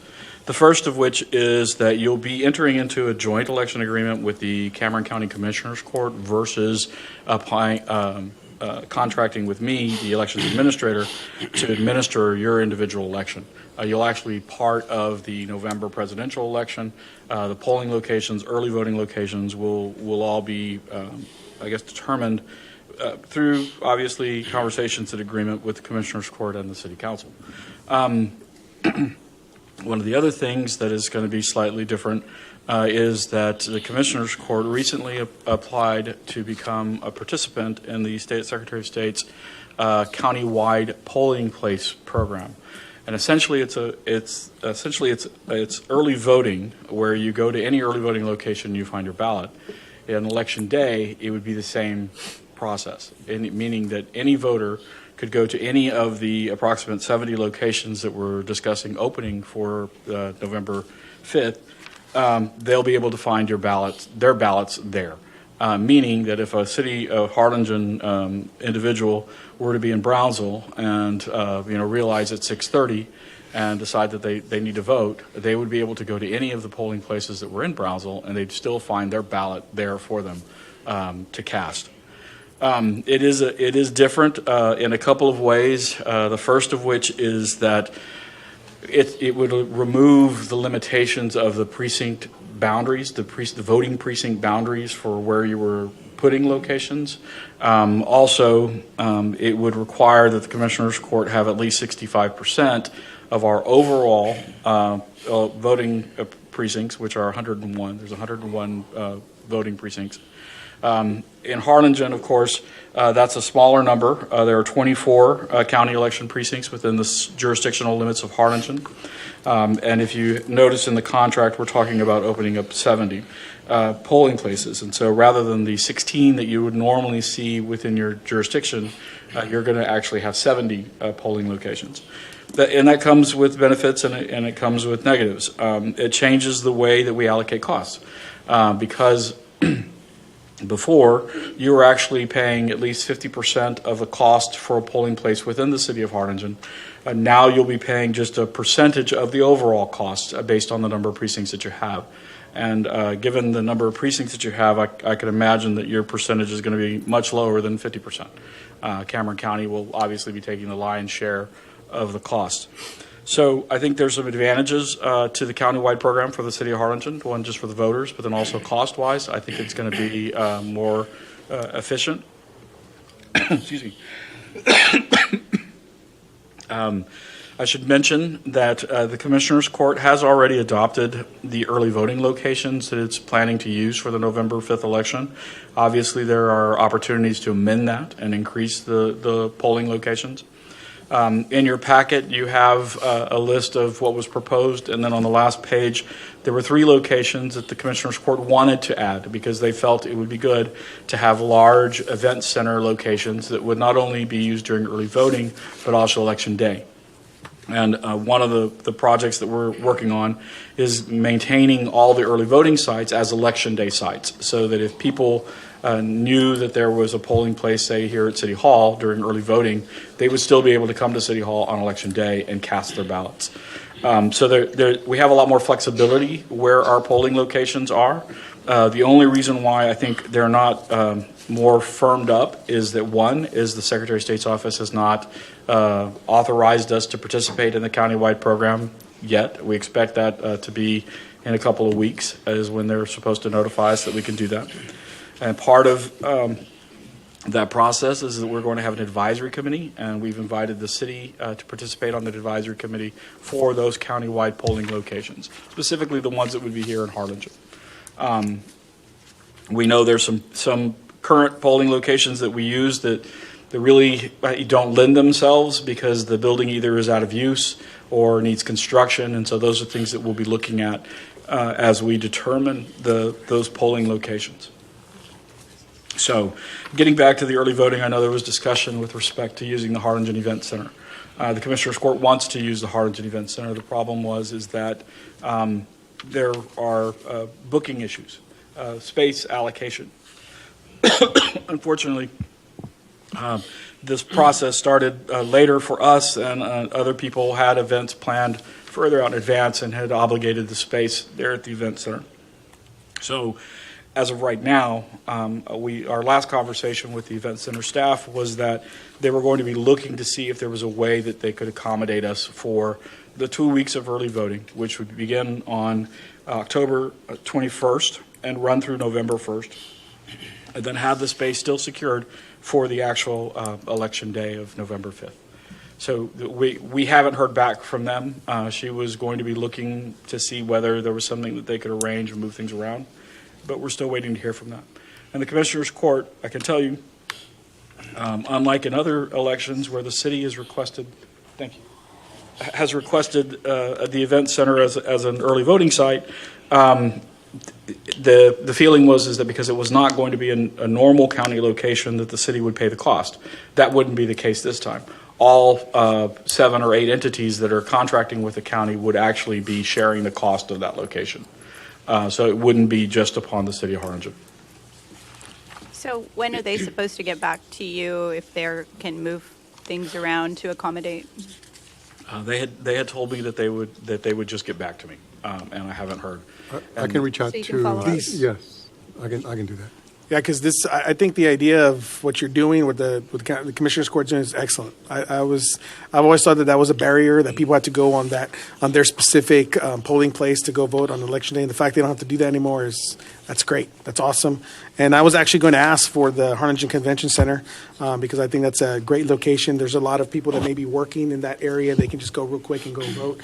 So yeah, I think this is great. It was very popular during the 2020 election, and I think the only reason why it hasn't necessarily maintained that attraction, so to speak, as a polling place, is because we haven't been able to consistently use it. And I believe that it is also the Commissioners Court's intention that these countywide polling places would be used consistently for each election, so that regardless of the type of election, these sites would be the same locations people would be going to each election. Consistency, we think, helps. So I have a couple of questions. Yes, sir. We're going from a few dozen in your proposed plan. We're going from a few dozen precincts to 101. How does that reduce our cost? Well, the 16 locations that you would normally have in your what was a May election were shared with the city of the school district, essentially, because it was the only 2 entities that were holding elections in May. And so each of those 16 locations, the cost on election day was essentially 50-50 for those locations. What will happen is you won't be actually going to 101. You'll only be going to 70. But it's a small percentage that you wind up paying over the overall cost of an election. And I would say, like I said, with 24 precincts, if it's anything more than like 5% or 10% of the overall cost of the election, I'd be surprised, because it really, the county is going to be with the presidential election, is going to be the bear. They're probably going to take 60 to 70%. And with the school district in Brownsville has I think close to 80 precincts that are within its boundaries, and so they're going to be taking the next largest share of the overall cost. And then my second question is voter fraud. Does this open up more potential or less potential for voter fraud? I would think that based on the system that we have, the people are still being qualified the same way they're qualified if it were a precinct-based system. So I don't think it's any more or any less than what we're currently subject to. You still have to present your license regardless of where you go. It's just like early voting. Mm-hmm. So all the safeguards and procedures that we have for early voting are the same ones we'll be having on election day. Okay. And then you bring up early voting. will that be in these 70-some precincts, or will that just be in Harlingen city limits? There are 22 and hopefully 23 locations with the Harlingen Event Center being added. Currently, where those would be open during the early voting period. So it's only those 23 locations, the major locations. Within the confines of the city boundaries? Well, no. The 23 locations during early voting would be countywide. And with the joint election agreements that we've had, we've actually done several joint elections. That's pretty much always been the case. During May elections, in your previous elections, you're correct. If somebody wanted to go to find a Harlingen ballot, they would have to go to one of the 4 early voting locations, or the 2 or 3 early voting locations that were in Harlingen. Now they'll be able to go anywhere in Cameron County and find their ballots. Thank you. So I just want to kind of confirm what I heard. I think it's great that there's going to be more opportunity for people to vote in different areas throughout the county. So I think that's phenomenal. I know a lot of people wait until election day. The lines are crazy, and having worked it, I know that some people will get there and they'll get there at the last minute and they're in the wrong location, and then they speed, or is it Chief, right? They speed on to the next location. It's not great. So I think this is great, and hopefully the county is successful in being able to do that. So did I understand correctly? Because that's a good piece of information to have, that moving the elections, I guess, from May to November, and because this will be the first time this would be the first time that we do that. It's going to save us money in putting on the election, even though there's more opportunity, but it's because there's more people paying their fair share to the county? Exactly. I think that's what we expect. Okay. Remember that presidential elections are huge, and the more people that come to vote means more staff that you have to have. Right. But I wanted to mention, I'm sorry, you mentioned something earlier, and I was going to add to that. Okay. Because the idea, one of the frustrations we have of people not knowing where their actual polling location is, when you look at the May elections versus a November election or a primary, they go to the wrong location. And now, even if they go to the wrong location, they'll get their ballot. Mm-hmm. They won't have to be redirected somewhere else to go, no, you have to go vote at Vernon. Mm-hmm. You'll find your ballot at that, wherever you pull up. And each location will have posted the 3 nearest early voting vote centers on election day, so that if they do come into a line, they'll immediately see that there's 3 nearby vote centers that they can go to. And so I think that's actually going to help with that discouraged voter that inadvertently goes to the wrong location or isn't sure what their precinct number is. Now they'll be able to go to any of the places they see the signs or the flags. That's phenomenal. I thought it was going to cost us a lot more, honestly. I'm hopeful that I'm correct in my estimations, but I really think it is going to be less expensive for the smaller jurisdictions. Not that Harlingen is a small jurisdiction, capital city, as opposed to. But I think as opposed to when you're only doing it within a small area. Sure. Your early voting locations, even though there were only 2 or 3. You're only sharing those costs with one entity versus, and it's a 50-50 split almost. Got it. Now it'll be much smaller percentage. Remy, you just need 2 galleries at the convention center? We need enough room so where the voters can access it. And so I don't think we need like one of the whole big ballrooms like we did in 2020, where we essentially had the whole location because nobody else was doing anything at that time. One corridor, I think we've done it with where it's just one. I think the hardest part for us is one of the other things that we're going to be doing, hoping to be doing during early vote, is rather than use the ballot boxes, we're actually going to have the DS300s like we do on election day, where the voters are actually putting their ballots into the tabulator, the precinct scanner. And so securing that, like you all used to have to do here in City Hall or at the Harlingen ISD building, is the trick, is making sure that we've got a secure location, because that tabulator will stay at the location overnight. It'll be sealed, it'll be turned off, all those things will be there, but just making sure we got a good place to lock it down or the room itself that we're using can be controlled access. Okay.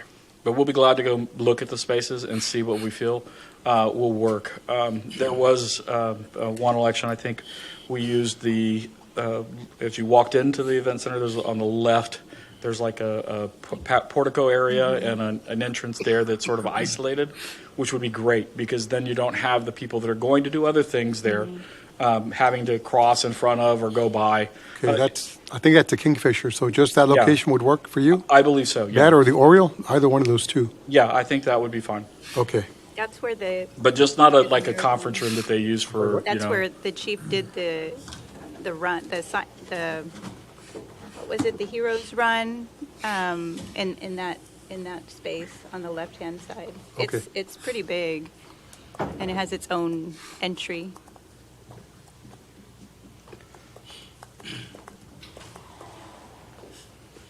So I think for purposes of your action item, with respect to the proposed amendments, the early voting time would be October 21st, 2024 through 11/1/2024. The deadline, the last day to apply for a ballot by mail would be October 25th, 2024. And of course, the last day to register to vote is the 7th of October.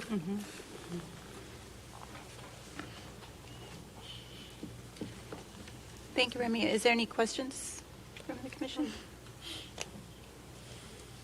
Not for Remy. Oh, yeah. Thank you.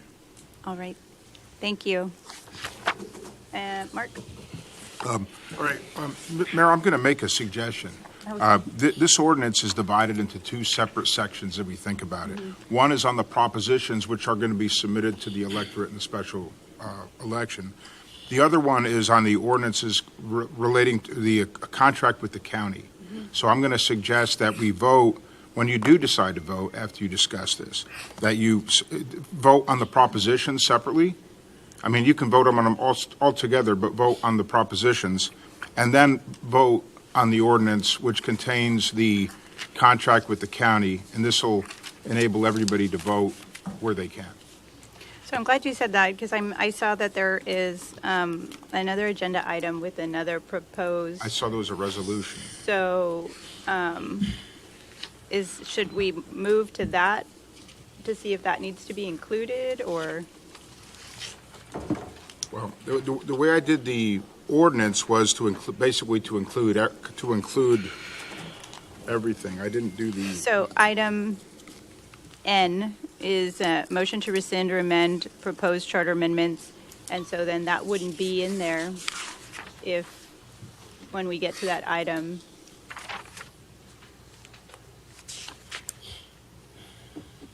I'm sorry, N like Norma. We'd have to bring that back if we take action on it later. Okay, that's my point, so I don't know how that works.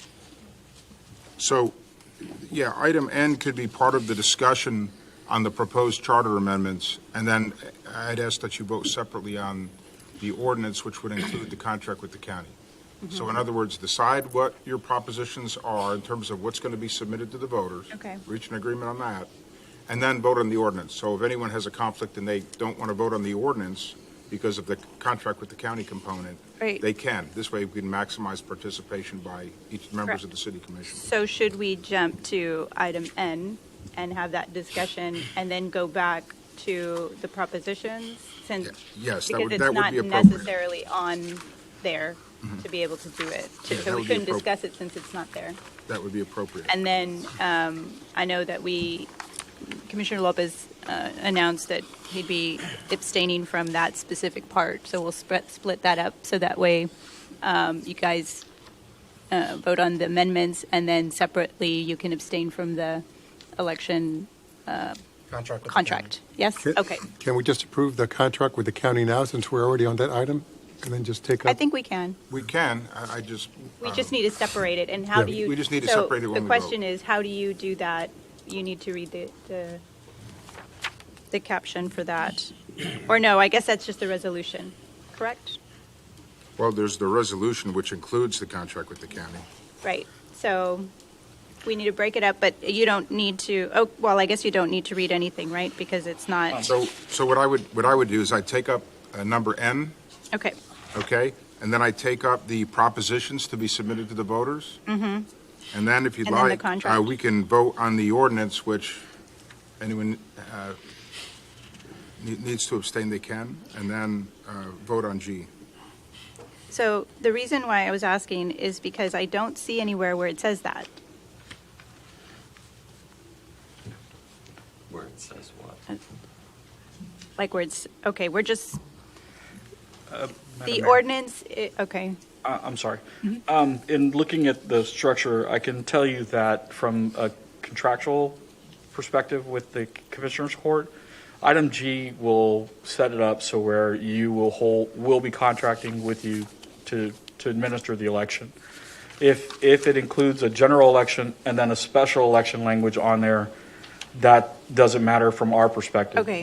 It's strictly the one agreement. There's not a separate agreement for the special election, so to speak. That It's answers just- my question. Yeah, you tell us what you want on the ballot, and we put it on there. Got it. Mayor, I think if we wanted to, just for clarity, we could just authorize the city manager to execute an election services contract with Cameron County in the current item that we're In at. G, in Yes, G. in F. Because that's one of the items.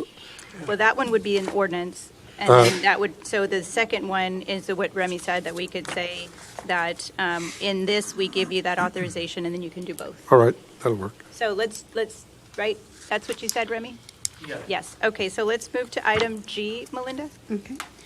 Consideration and possible action to approve a resolution calling and ordering the November 5th, 2024 City of Harlingen general election to elect 3 members for the position of city commissioners for District 3, 4, and 5 to the Harlingen governing body and any other matters related to the election, and authorize the city manager to execute an election service contract with Cameron County.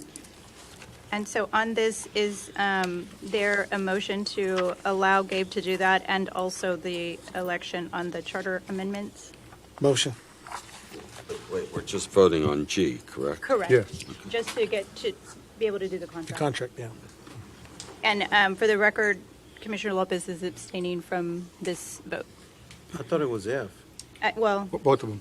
yes. That section. We're of going F to that break up pertains. the other one. This is just for the contract, Which is G, correct? which is G. So we have a motion from Commissioner Mesmer. Not me. Oh, No. Bettis.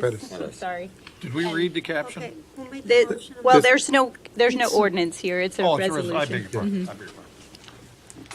And I'm just following Remy's lead, so you're the expert. Okay. Is there a second? Second. Second from Kinsley. All those in favor say aye. Aye. Opposed? Motion carries. Okay, so now I'll ask that we move Melinda, And Commissioner Lopez abstained from. and the- yes, and for the record, thank you. And so let's move to item N, Melinda. Okay. Item N, motion to rescind or amend proposed charter amendments to Article 4, Section 3 of the Harlingen City Charter to be submitted to the City of Harlingen voters on special election to be called on November 5th, 2024. Gentlemen? Either of you want to take this, Commissioner? I can take it. Okay. So this is just circles back to the amount of years within a single term. Again, just re-urging the commission, it was my impression, and I believe the public's understanding, that when we ran, or last year, or the last time there was an election, and there was an amendment to move the elections from November or May to November, the belief was that all following or subsequent elections would always fall on a governor's election or a presidential election. As such, I would ask that the commission just reconsider adding an amendment or adding a proposition to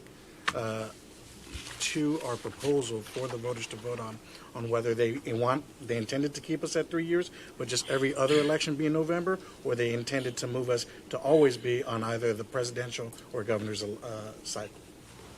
Yeah, for me, I see this as the county's doing what their part in allowing, voting, early voting on election day, where you can vote at any location. So they've already done what they need to do in order to have voter turnout. And I think this is something that we need to do to ensure that the city of Harlingen always has high voter turnout. Because if we have elections on off years, we're going to go back to the way it was, where there's going to be a very low turnout. I want to make sure that every time that the people of Harlingen go out and vote, it is always going to be a large voter turnout, and it's going to be a better representation of what the people want. There should never be an election here in Harlingen where we only have 2,000 or 3,000 people making the decision for all 80,000 people that we have, give or take. So I think by moving it to either a governor election and a presidential election, that will ensure that we always have a high voter turnout.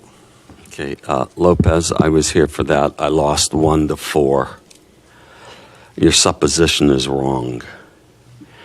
When these two voted for it, it was brought up that subsequent elections, and I forget the mathematical formula, but you're talking every second or third election would be on a presidential or governor race, and they accepted that.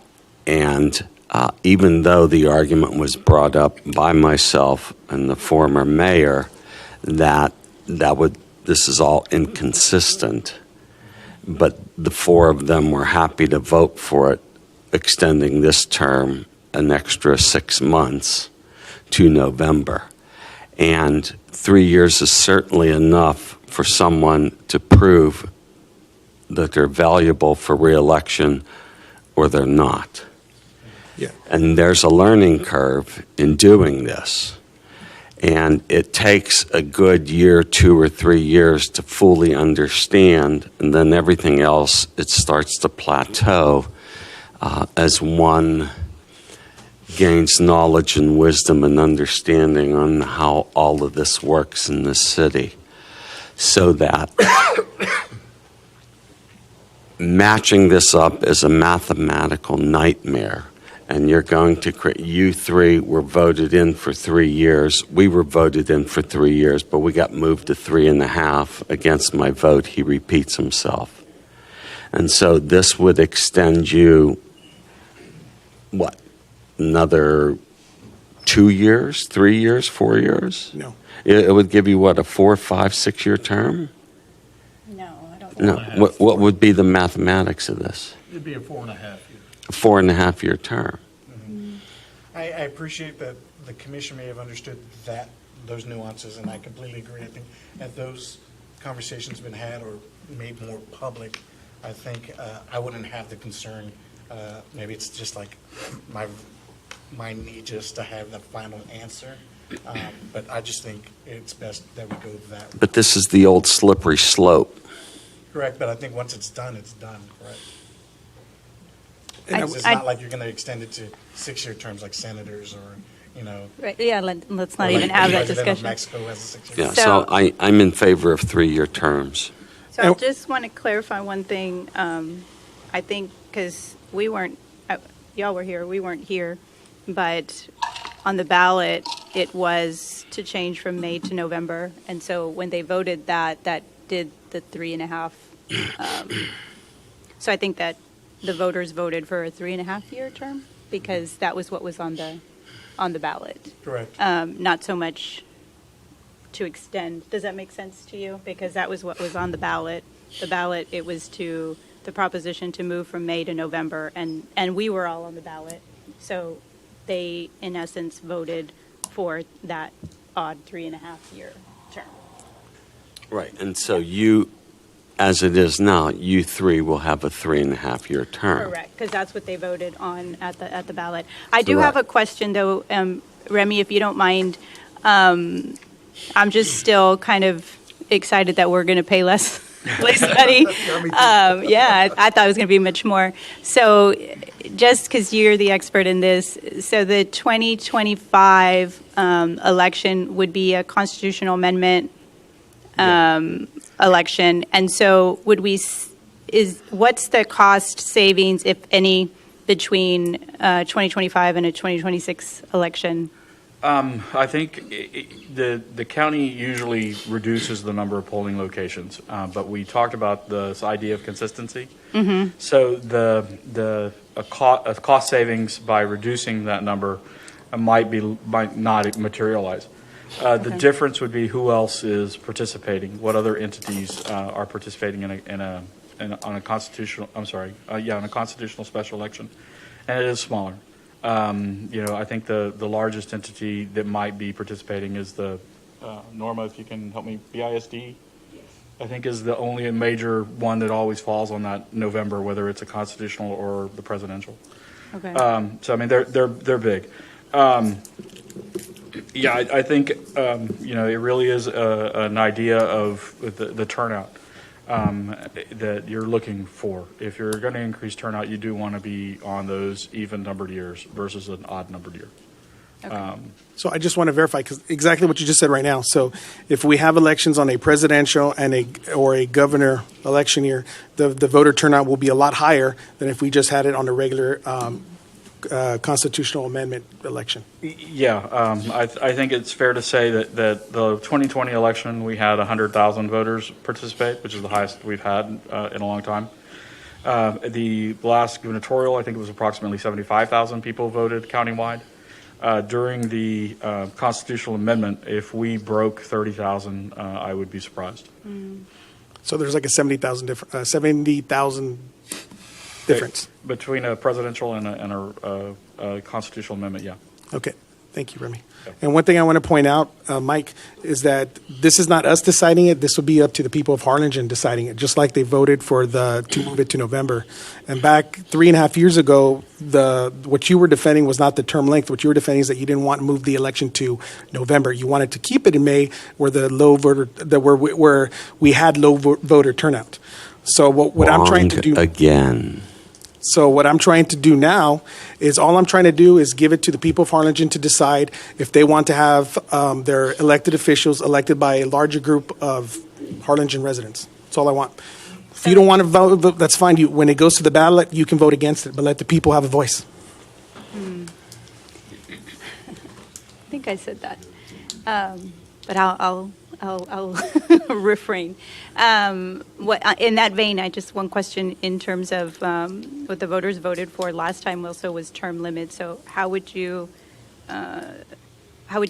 ensure that the term limits wouldn't extend past what they already voted, the 12? It would stay at 12 years, because then it would be three terms at 4 years, which equals 12, right? Or 4 terms of 3 years, which equals 12. So it would Either not way, be the 12 years 16? would stay the same. Okay. So with term limits, should this happen, your term will be 4.5 years. Then in your in your third election, then 1.5 years from the end of it, will you all have to resign so as not to violate 12 years? No, because this term Excuse me. Let me ask the attorney. Well, let me just say one little thing, because what you're saying kind of fits in our situation right now. Because the term that when we voted for the term limits, the term that you, Frank, and I are serving, it's not retroactive. So the term that they're serving right here wouldn't count against the term limits. Why, attorney, Mr. Mark? Why wouldn't it count? I think that's correct. The way it's written, it would apply to people elected. It would be 3 4-year term. Yes, this doesn't affect us whatsoever. It doesn't. This is whoever gets elected in November, and whoever gets elected when the next election is, that's who it's going to affect. Well, if I would just ask if you all are going to do this, that Mark, if there's some language to ensure that Daniel, myself, and Ford, that it should apply to us in terms of the term limits, because the term limits were already voted on at the prior election. So I think it's only fair that this group here, the 12 years is the 12 years. It doesn't reset, because this term counts towards, is that correct? No. That's what Commissioner Pettis is saying, is No. this term does not. This term does not The way count? the way it was set up, because it had to be a compromise, the way it was set up is that term limits don't kick in until this election right now. Is that right? Yes. Read it. I don't know. Oh, yes. Mark? So basically so what we're right doing now- is we're talking about an ordinance. The Mhm. ordinance isn't going to be passed today. It's going to be passed at the next meeting, if it is passed, right? So basically the purpose of today is everybody voted on what they would like the charter amendments to be, right? And they gave the attorney the direction to draft proposed language in conformity with their vote, and also proposed propositions which are before you today. So what we're going to be doing is presenting those proposed propositions and that proposed language. You're going to consider it today, but I think the final vote on this will be at the next meeting. So we still have time to look at this and make sure we have it right and it's consistent with the will of the commission to be submitted to the voters. I understand all that. I was under the impression that when voters went out and voted in favor of term limits at the last election, that the mayor in District 1 and 2 were subject to the term limits, not the folks that were already on the governing body, but There, I will look at yeah, that. that was my question. And so whatever it is, it is. Whatever it is, it is. Yeah, but I just, and so whatever that is, it should remain. This is the first that I'm hearing. I didn't understand that at the last meeting. I thought that it was. No, it's in the charter. It says specifically And retroactive. I'm sure y'all know more than I do. I didn't know that. Okay. Madam Mayor, one last thing. As you Yes. consider these propositions, word economy would be greatly appreciated. We have a very full ballot, and having the English and the Spanish does take up space. Yes. And so we just want to make sure that we will be able to accommodate whatever ultimately is approved by this commission. But it might require us to go to a larger ballot in order to accommodate the language if we're not economical with it. If you I'm bear glad that in mind.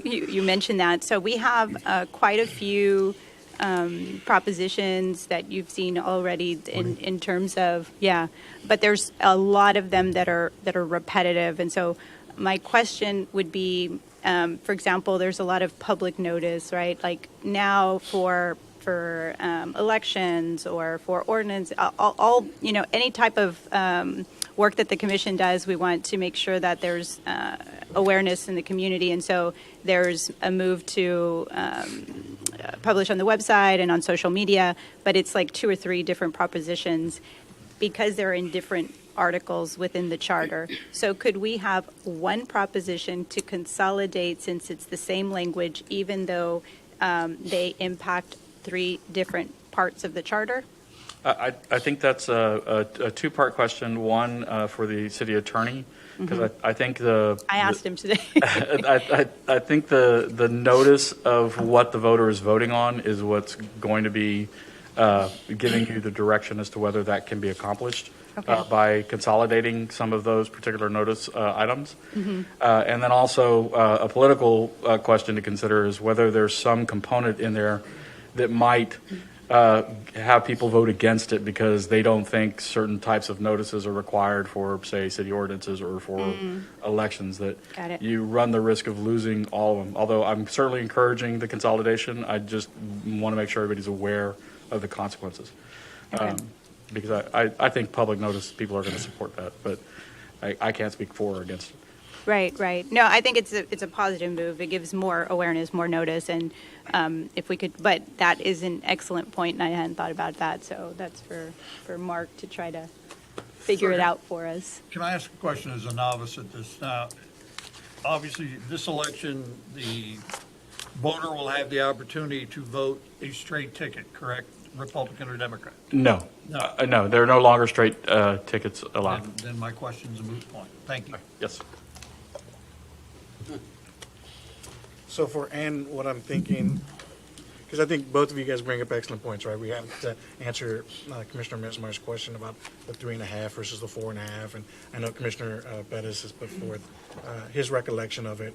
But what I would recommend, and I would make a motion, is that we direct the city attorney, Mark Saucy, to propose language to go to the 4 years, as well as to come back with that information, so that when we do vote on it next time, our next meeting, at least everyone has all the background information, so that there is no misunderstandings or anything like that.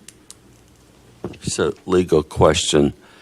This is perhaps a Remy question. At what time, what date do we have to get this to you to put this stuff on the ballot? We're obviously in the process of preparing ballots right now, but August 19th, I believe, is the deadline for the to order the election. So we still have time. I believe the end of August, I want to say August 24th is the last day that the state certifies the candidates are going to be on there. So there is time for us to work on the language. Getting the English and Spanish version as early as possible is best. And our absolute, drop dead, you can't go any further than this, is the 45 days before the election, where we have to send out the FPCA ballots. Our meeting's on the 21st. So I don't know that that's a good idea to bring it back. If I understood correctly, you need it before.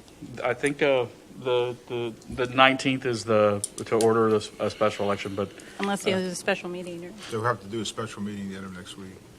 Yeah, the 15th or 16th, I'll be out of town the I'm out of 12th, town a 13th, lot. and I come back the 14th. And so we could do the afternoon of I'll say the 15th, because it's a drive from Houston traffic. So the 15th or the 16th. If We can have a special meeting on the 15th just to do the charter amendments. Can everybody check their calendars for the 15th, see if you're available? What day is that? That's a Thursday. It's Thursday of next week. That's the date you suggested, Commissioner. Yes, sir. Commissioner. Double check myself. All right. Last time I double booked myself, and I was going to say, I'm out so much this month. Yes, You'll sir. be out, Mayor. I'm going to be out, right? You are? You're on a conference. You have a conference, out-of-town conference, the 15th and 16th. And for those that are curious, for my work, I have a day job. Yeah. And I'm going on a work conference. Yeah. Is it those 2 days? 15th and 16th. Mm-hmm. Yeah. So you can't do the 14th? if we can push it back later, let's say to like 7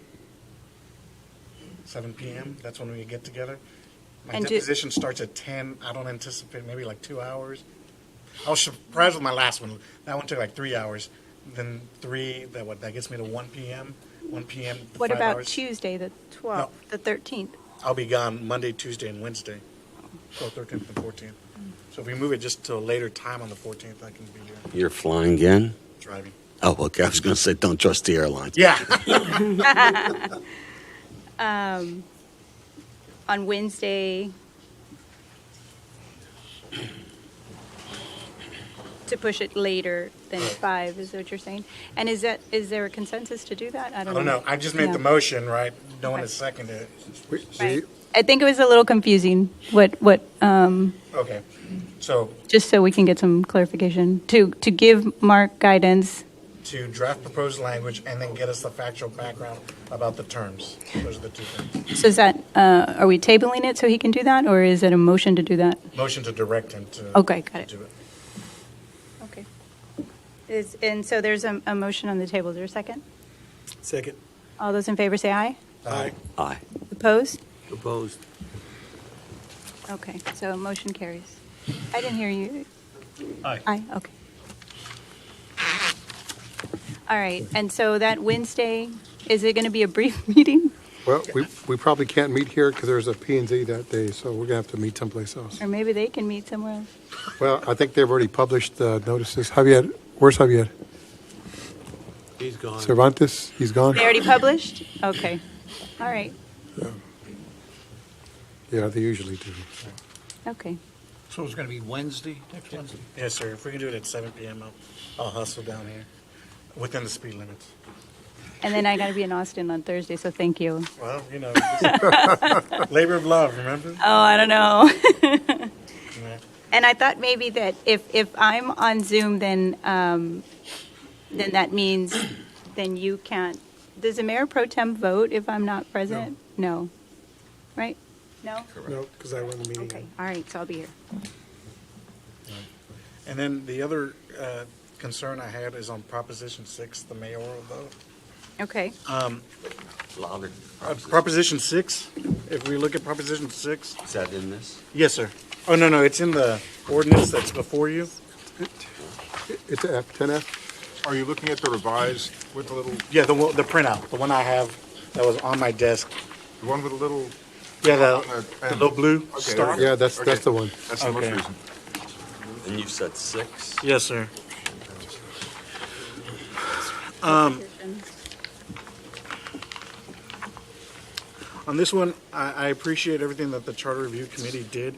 I just think that at this point, I have some concerns about the unintended consequences if we approve it, as is, because it creates confusion and issues on other parts of the charter, which it would be Article, I'm just going to read them to you guys, and then I can walk you through them.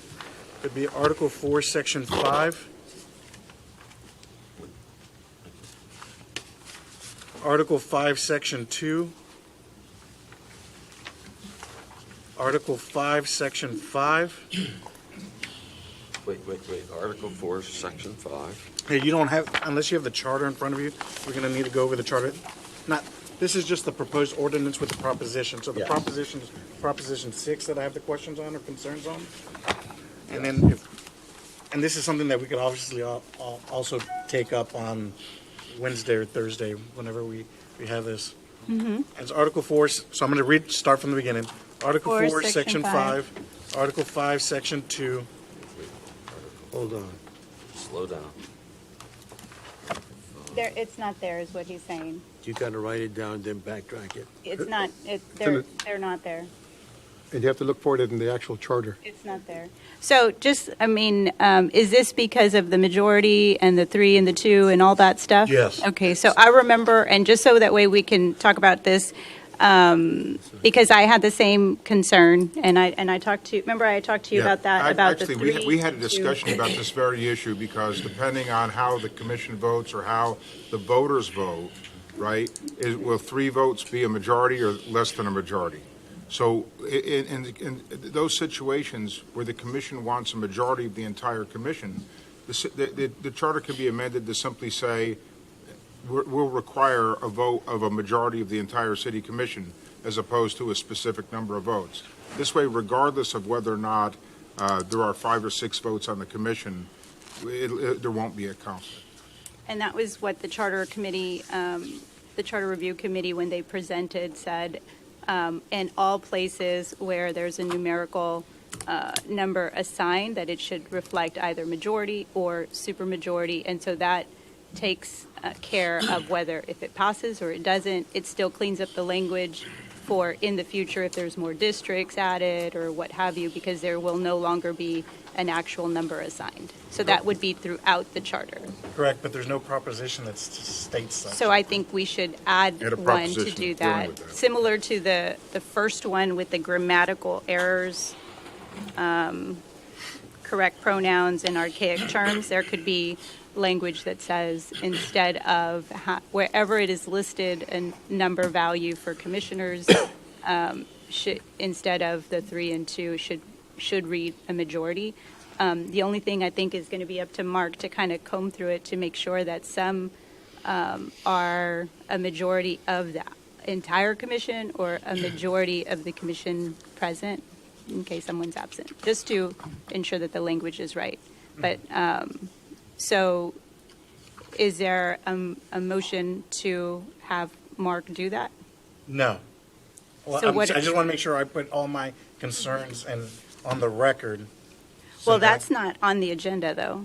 Well, actually, it is, because if you look at the agenda, it says consideration of possible action to approve an ordinance ordering special elections on the proposed amendments. Talking about 10F? Correct. On proposed amendments, right? To be held, right? On the proposed amendments, that's what I'm saying.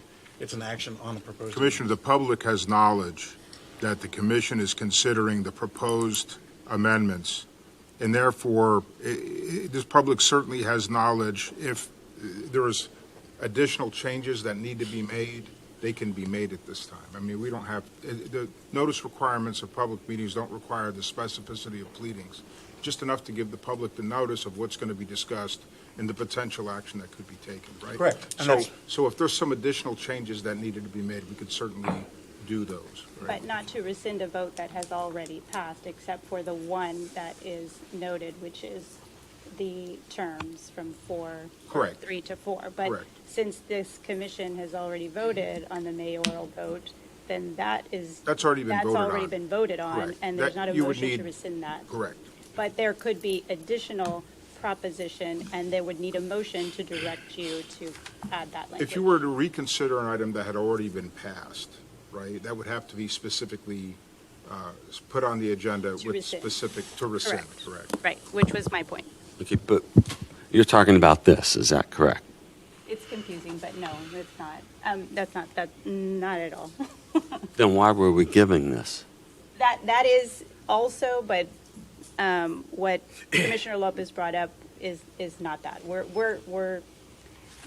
This is. Pardon my confusion. Yeah, no. So there was we moved over to item N, Yes. which is to rescind the motion.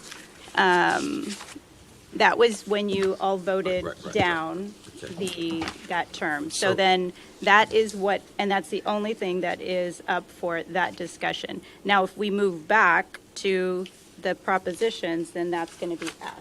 Okay, And so but it'll be that. we were given this just as the meeting started. That is 10F.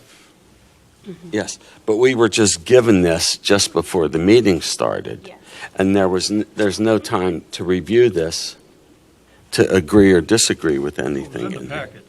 It's in the. There were just some There were grammatical some additional tweaks changes. that were made to the proposal language, Okay, so this is different than what was in the packet? slightly, yes. Well, then this is brand-new information. So, and I talked to Mark about that today, and I also, Remy's gone, but, so what we're doing today is, so we're not. We're not voting to wasting approve that any- today. We're not wasting any time. Okay, so we could take this home and study No. this. Well, you need 2 readings, so we need to do this because they need to get on the ballot. And then at the second reading, which will be at the next special meeting. Correct. At that time, there can be amendments to it, so it's not final. Is that right? Right, that's the purpose behind 2 readings, so Right. so the public has notice, and so any additional changes can be incorporated. So there were some typos and some things that in here, so he made some changes to some of the language, but you're not approving it today. It's the first reading, and then the second one is where you'll clean up whatever language, which will have to add whatever the decision is made on, which is, I think it's going to be a little difficult to do, because that's why I was trying to see if y'all could vote on N to have the second reading, because then you're not going to have a second reading of that specific agenda items. So that's, and we have limited time, so that's the concern. But you have to have, if we don't do this today, then we have to have another meeting, and we have to have 2 more meetings, and then we're not going to make the deadline. Is that not right? Correct. Yeah. And so, Mark, you're So we're going to pass this on first reading and then approve it on a second reading. correct, but what you're saying here is that your interpretation of the word amendment forbids a rescission of a proposition that's already been voted on.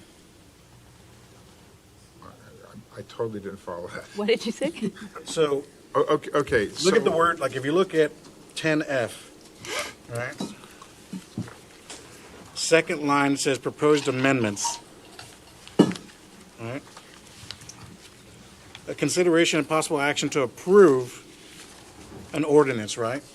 You're Right. saying that this language on 10F forbids a rescission of a proposition that's already been voted on. Okay, hold on.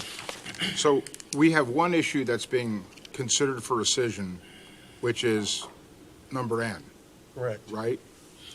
Well, no, not rescission, because there hasn't been a vote on it to approve it. So rescission is to remove something. Right. It's already been approved. Motion to rescind or amend, it's one motion. Motion to rescind or amend, right? what's been voted on was the general, it was approval of the recommendations of the Charter Committee. We've never had a vote on the ordinance itself.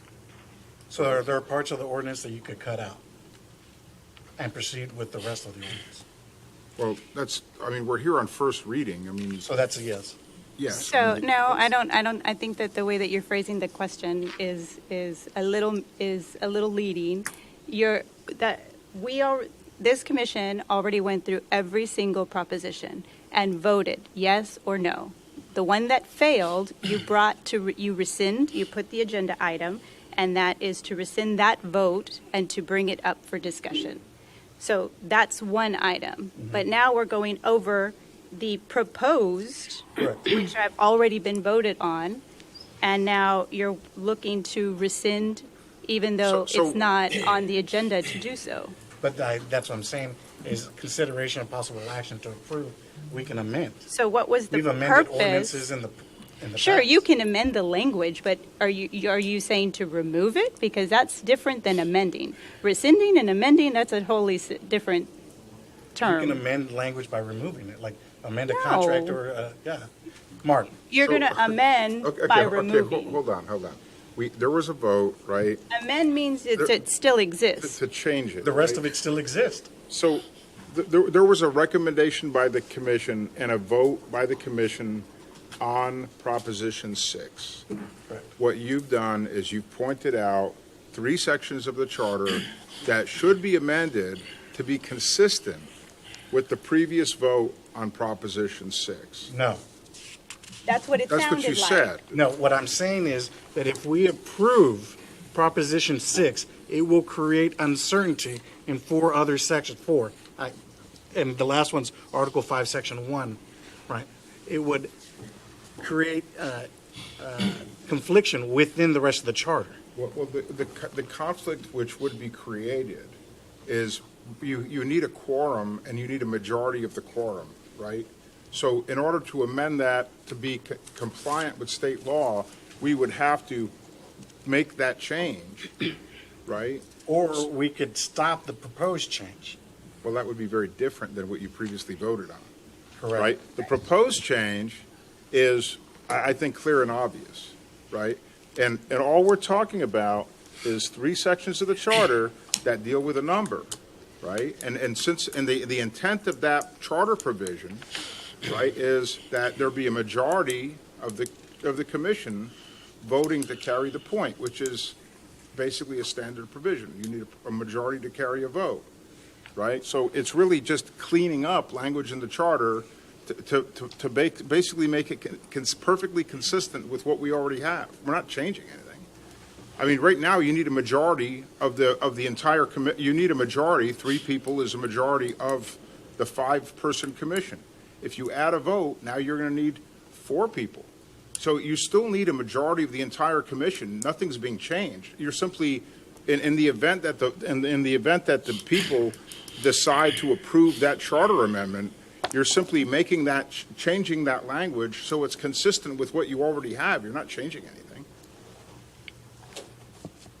You're not changing anything at all, because all you're doing is leaving it the same. We're not changing anything at all. You're not changing anything at all because the intent is to have a majority of the commission. So if 3 is a majority of 5 and 4 is a majority of 6. So by simply saying you have a simple majority of the entire commission to make the decision, right? You're basically safeguarding if the people approve Proposition 6 or not. So if they don't approve Proposition 6, nothing's going to change. You're not going to go to 4. You're just saying a majority of the commission that's voting, right? The majority of the commissioners that are voting. So it's still going to require a simple majority of the voting members of the commission, which is what you have now. So we're not changing anything. We're just making it. We're just changing the wording to have the same effect. But that language is not a proposition currently before the commission. That's right. And you pointed out that there was a conflict, and so we would go back and change those languages to make that consistent with what's been voted before.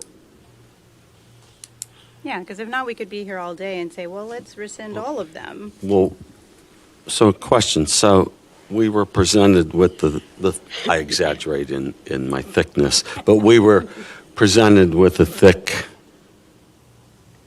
here's what we recommend that you do. And we went through it and said, yes, no, yes, no, yes, no. And so now we're presented, we already went through it once. Are you saying we have to agree on everything we did the first time, or can we change our mind? You can change your mind, but if you're going to rescind something, it needs to be, so basically, if you're going to rescind or amend something that's previously been adopted, right? Well, we didn't adopt it. We just went through it and voted on it, right? Well, listen, you've adopted the recommendation. But we didn't put it into law. Right, but you adopted the recommendations, you voted to adopt and accept the recommendations of the So charter. is it legal for us to change our mind? Of course it is. Okay. If you have to follow the right procedure, but yes. And you're saying that number 10F is not the right procedure? 10F. I didn't say that. 10F is an ordinance. So if we wanted to change the ordinance to remove a portion of the ordinance, we could do that on 10F. If you want to rescind something that's Okay, been so previously adopted, you have to give notice of it. let's just because we're wasting a lot of time. Here's what the difference is. If you're moving to rescind or rescind something, you can do it with notice or you can do it without notice. Correct. If you do it with notice, which is what Commissioner Pettis did and you did, it requires a simple majority. And the Robert's rules, if you do it without notice, you need a supermajority. So it's going to change your vote. You can do it, but it's going to change your vote. Okay. So then what we can do here is on 10F for Wednesday, we can add rescission language in that one, in that agenda item, so that we can then remove a proposition. Correct, if that's what you want to do under Robert's rules. Then I would like to make a motion on 10F to give us the maximum flexibility for, Mark to give us the maximum flexibility on changing, amending, receding, whatever, any of these propositions. Well, you have to give specific notice. Right, and so what's happening here is that we were here at the last meeting, and if I recall correctly, you were the only one that voted against the mayor getting a vote, right? And so the opportunity, if you were unhappy with that, then the opportunity would have been to place on the agenda to provide notice that you wanted to rescind that. So that way we could do that, and that would have been fine. But you didn't do that, and now with item F, you want to hold up all the other propositions so we can come back and have Mark read that to us again, and then we're going to need 2 more meetings. No, we won't. Yes, because you're going to adopt it today, and then bring it back again. Potentially remove, because you're going to add another provision next time. You're going to add a whole new proposition next time. Right, because so then you've you can added you can remove a proposition. Which is what I said from the very beginning, that you should vote on that today because you're only going to have 1 reading of that proposition because it's not here. We're going in circles. So today, if you do nothing and you say, Mark, come back and we'll have another meeting, then that's the first reading. Correct? Yes?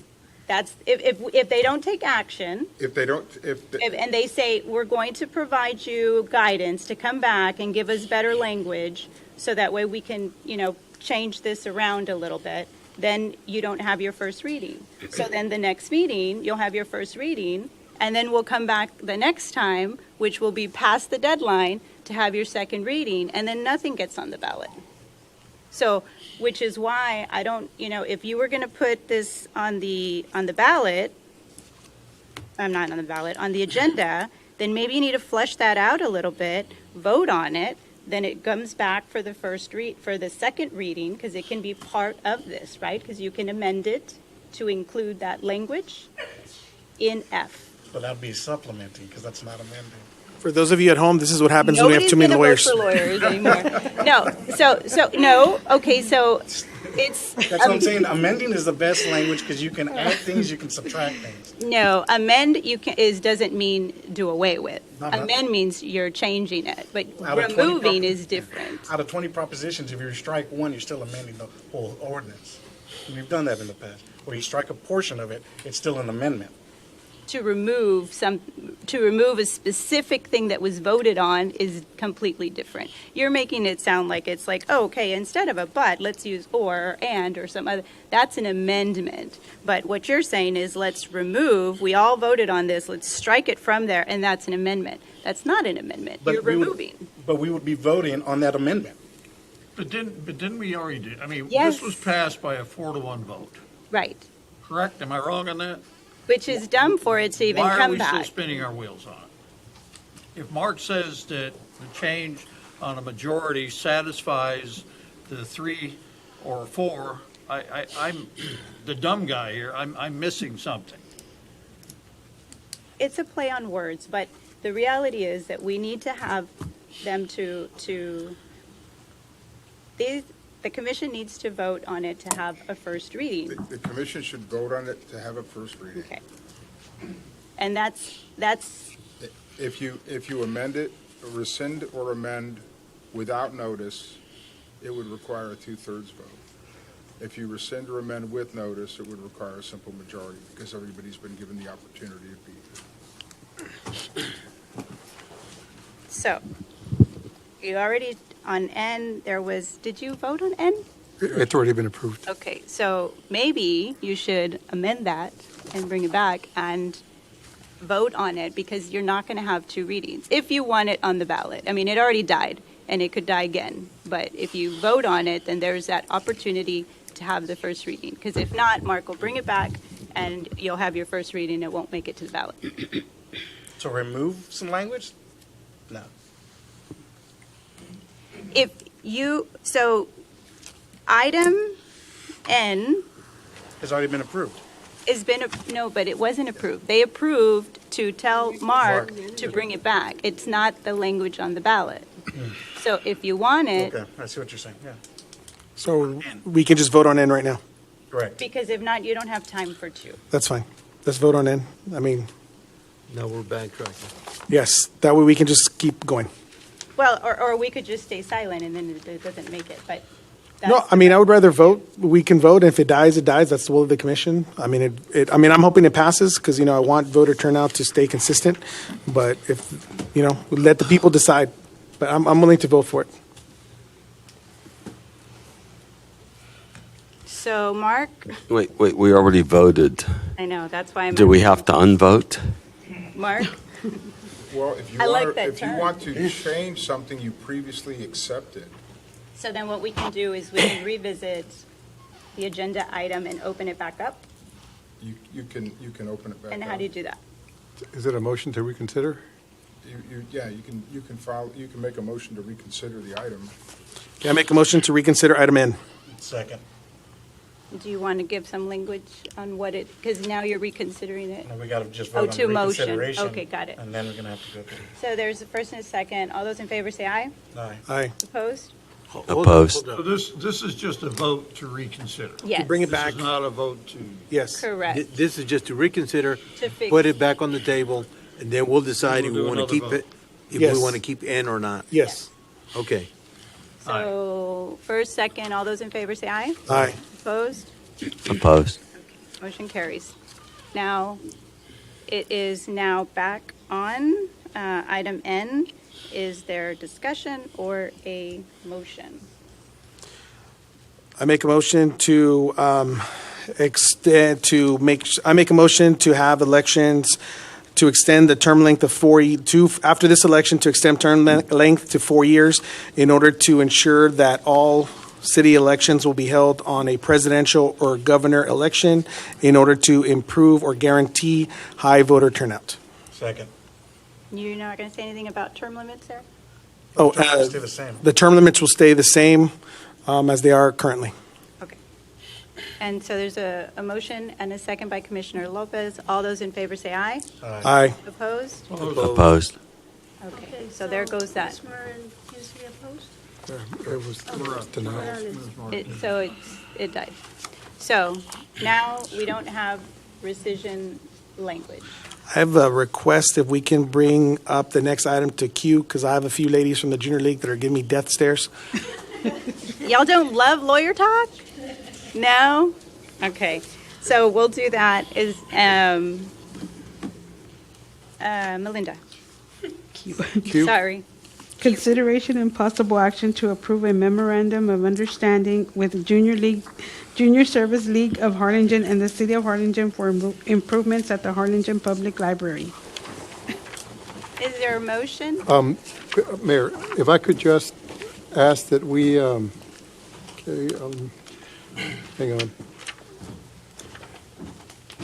on. On page 2, the second paragraph where it says, "The city will provide additional funds required to complete the project beyond the initial gift provided by the league. If the city chooses not to complete the project, all donated funds will be returned to the league." I would like to ask that we just strike that last sentence. Making a motion to approve this MOU subject to legal and the city manager.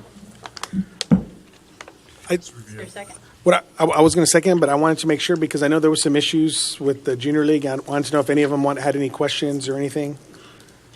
They're asking us to provide $32,000 to complete the project. We can do that out of the fund balance. So we can get the full $152,000. They're going to give us $120,000 now. But for some reason, we don't have enough money to complete the entire project that's been given to us by the library. I don't want to have to return any of those funds back to the Junior League because we ran short to complete everything. But you do want it completed. Well, I'd like to, but it might take more money from the city because of inflation, price inflation. There may be issues that we can't do everything that we have said in here that we want to do because of those issues. So if we can't complete everything because we don't have enough funding, I don't want to return any of the money. But all the monies will be committed to the. Oh, yes, everything's going to be spent at the library, all of it, all $152,000. And hopefully we can finish it, but if we can't, because of cost issues, I don't want to have to return anything. Donna, do you have any? No, I think Jackie, you said that there were some amendments that you had sent, or that's what he's talking about. But doesn't it say if the city chooses not to complete the project, all donated funds will be returned to the league? Yeah, but it doesn't define how the city chooses not to complete. What I want to do is, I don't want anybody to say, look, you didn't complete it, so you give us some money back. And There's no scope of. Yeah, there is. It's in. There is, and I have a presentation that I can show you quickly for the project. It's under the mission, the first page, that's the scope. So the renovation includes replacing the staff service desk, removing the soffits above the service desk, creating a staff workspace, replacing the children's area carpet, filling and leveling the children's auditorium area, and creating an entrance to the children's library. And so this is the current entrance on the left, and then on the right is the service desk. It makes a weird kind of curvy shape now that isn't very space efficient. And so they're going to pull all of that out, pull the soffits out, and then this is the plan. The left side is the way it currently is. The right side is kind of straightening out the service desk and then adding a workplace for the staff in the back. This is the entryway that they're proposing. It has a little house that kids can walk through, so like a special little entryway for the children. A donor's tree, and then kind of the self-checkout will be right outside the children's area. This is the current auditorium area that will also get filled in. And this is a safety issue for us right now, and that people fall down the stairs, more parents than children, unfortunately. So this will be leveled out, and this is where the preteen area will go. And then this is a general floor plan. We have the interior designer, Amy Muniz, and the architect for the project, Chrissy is here if you have any questions about the design. My only concern is doing all that for $152,000, maybe kind of stretching it. Well, we actually have the contractor that has given us, he's worked with us to kind of come up with the budget, and he's actually given us a quote for this exact amount. Right, I just would feel more comfortable if that language was stricken. Okay. So that, I mean, everything's going to be spent at the library for those projects. I just, if something comes up that's unforeseen, that once you start removing soffits, if there's an issue, I don't want to be having to give any money back. So I think what a good compromise would be, just so that way it's fair on both sides, is the city's going to be putting in additional funds right in advance, but to ensure that there's language that's saying that all funds will be committed to the library. So that way, because if not, then I guess it reads more like we might not complete the project and we're not going to give you your money back. So if it can just read there that all funds provided by the Junior League will be committed to the Children's Center. I'm okay with that language. And do you see what I'm saying? I'll meet with you in the morning, Gabe. We'll take care of it. We want to make sure that I'm sure that that's Are you guys a okay concern. with that language? Heather Smith, Treasurer-elect for Junior League. Our only concern is where's the verbiage that if we give you $120,000 and for some reason you choose not to proceed with the project, we want our $120,000 back. No, I think the mayor just said that we're going to add language to say that all the money will be committed to the library for this project, Correct. all of it. And we're taking out that if it cancels for any reason, we can't get our $120,000 back because we don't want the $120,000 to go to the library to be used for something else. No, because it'll be used for this project. We have been specifically fundraising. Yeah, no, But if it's in the contract. Correct, but if you cancel, the verbiage that you just said is if you cancel the project for any reason, we're wanting our $120,000 back. Yeah, if we cancel the project, I'm going to have a lot of explaining to do to the city commission. If I don't about- get $120,000 back, I got a lot of explaining to do to my membership. I 100% get it. It makes perfect sense, and we want to make sure that the language We don't foresee any of this happening, Of course but not. obviously. But you always want to have everything in writing. So I think it's to have We'll craft Mark language of mutual make obligation. sure that the language reflects that. Both parties. All of the money that has been provided to the city will go to the project designated by the Junior League for the Children's Center at the library. His concern, if I understand it correctly, is that what if the costs are, because we encounter that, and everybody encounters that, right? And Oscar encounters that, that maybe it costs more. And so if it costs more to complete than what was presented, change orders, any other issues, and there's and it can't be complete the entire project, then the city doesn't want to be having to refund all of that money because it can't complete it in its entire scope because of the issues with supplies, materials, cost, or what have you. But all of the money will be committed to the project, and we all hope that the quotes and everything withstand the time of the construction and it goes forward. Does that make sense? Yes. You good with that?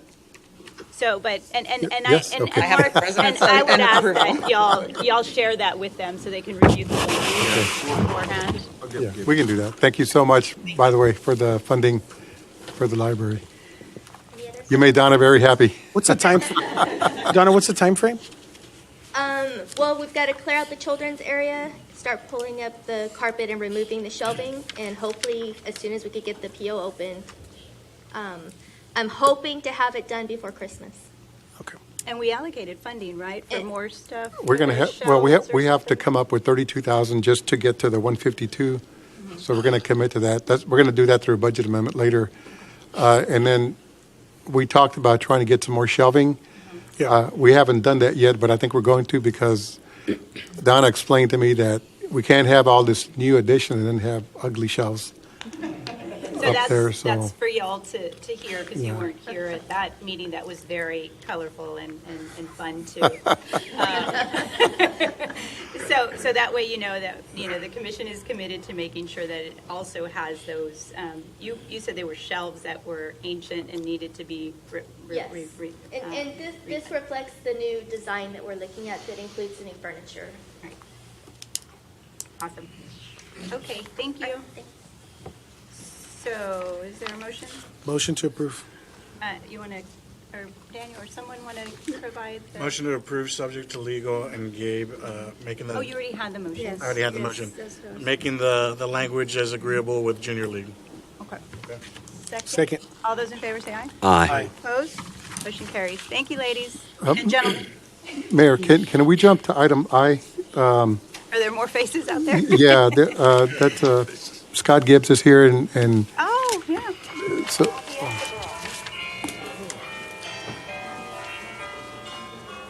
Come on up. Can we read I, please? Yes. Presentation by Scott Gibbs on employee group life insurance. Sorry, you were hiding back there. No. That's okay. Mayor, Commissioners, City Manager, thank you for having me today. I wanted to come and present, do a claims update, also look at a self-funded analysis we did, also look at the renewal with United Healthcare, and then also look at the renewal on the dental and the vision and the life products with Unum.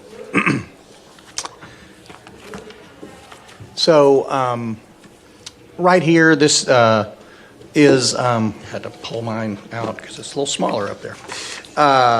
So this is our claims analysis over the last 5 years, and this is with claims through May. And I think you can see, currently this year, our claims per employee per month is up just about 3.3%.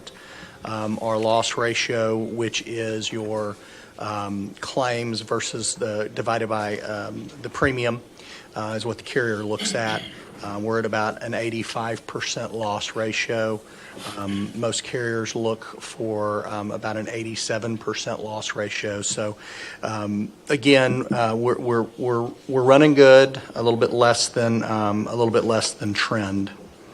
What I did want to show, when you look at our claims by band summary, so this is what I look at too, and when we're looking and talking about self-funded, you have to look at is, one thing is your large claimants, and regarding securing your reinsurance if you go self-funded, which is the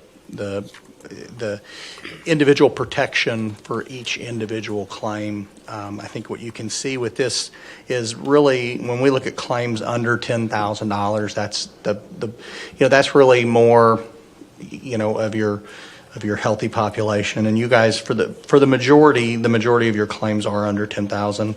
The claims that we get concerned with and what underwriters get concerned with are claims above 100,000. And I think you can see currently right now we've got 9 claimants above that. And so those are claims that we continue to monitor as we go forward. So kind of looking at that, this will show you, utilization by diagnostic category. Neoplasms is number one for us, which again, sometimes, with cancers, again, it can be kind of hard to secure reinsurance, when you're looking at self-funding. But overall, I think you can see, again, our neoplasms and genitourinary symptoms are 1 and 2, and those are really being kind of dictated by our high-dollar claimants. Excuse me. Yes, sir. What about mental disorders? That's pretty high too, isn't it? Not as far as claimants, but the difference. It's the mental disorders. What we have seen post-COVID is mental disorders have really kind of peaked in the top 10 of most people's claims.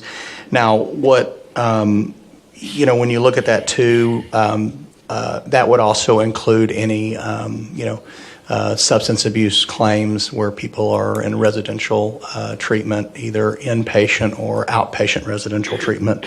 So, you guys are up on that, but that is probably being dictated. I didn't bring my high claim listing, but that's probably being dictated by 1 or 2 claimants. Okay, a question then Yes, on sir. GI and neoplasm. So GI could include prostate cancer and ovarian cancer. Is there an overlap in that, or there are no cancers in the GI? I think that the GI is just GI. There's no cancers in the GI. Okay. So what we did here on this slide, and I apologize, for some reason this slide's going to pop up about 3 more times. I don't know how that happened, but what this is this is kind of our workup for what we would anticipate the fully insured renewal would come back at.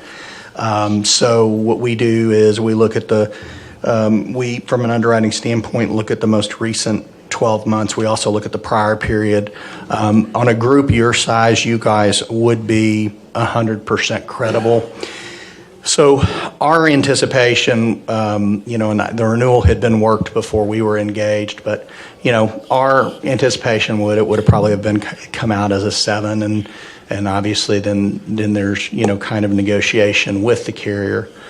So where we stand today, and then I'm going to kind of talk about the self-funded analysis. So where we stand today with United Healthcare is they initially they offered a 12% increase, but they came back and offered a 5% increase contingent on the city, not marketing the coverage. And this coverage is effective 10/1 for the employees. So where we sit today is on a fully insured basis is we sit with a 5% renewal from UHC, which you can tell by our workup. It's a fair renewal. It's a good renewal. And I asked the city manager, and he said that there was 5% in on the budget. So that's where we sit today. Now we did not market it. We came in late, just a month ago. So it was not put out to bid. So kind of this is where we sit. Now, we were asked to put together a self-funded analysis, which again, these are the slides. I don't know why they popped up so many times.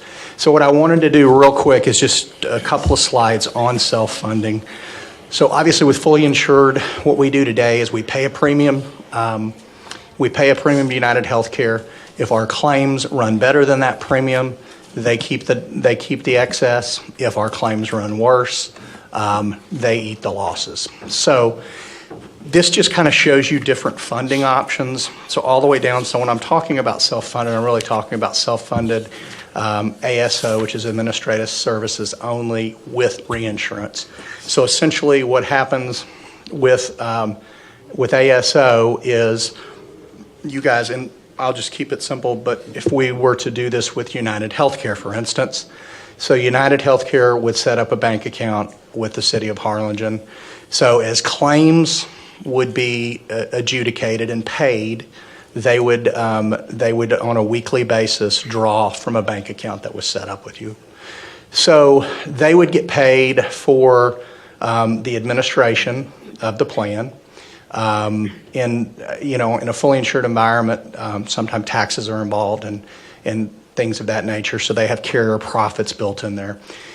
So whether you're self-funded or fully insured, you are going to have what we call a layer of reinsurance. Okay. So in the fully insured world, when you do a workup, they call it a pooling point. So basically, they forgive claims over a certain amount. So, in your instance, it would probably be about $150,000. So any claimants that are above $150,000, they would forgive that.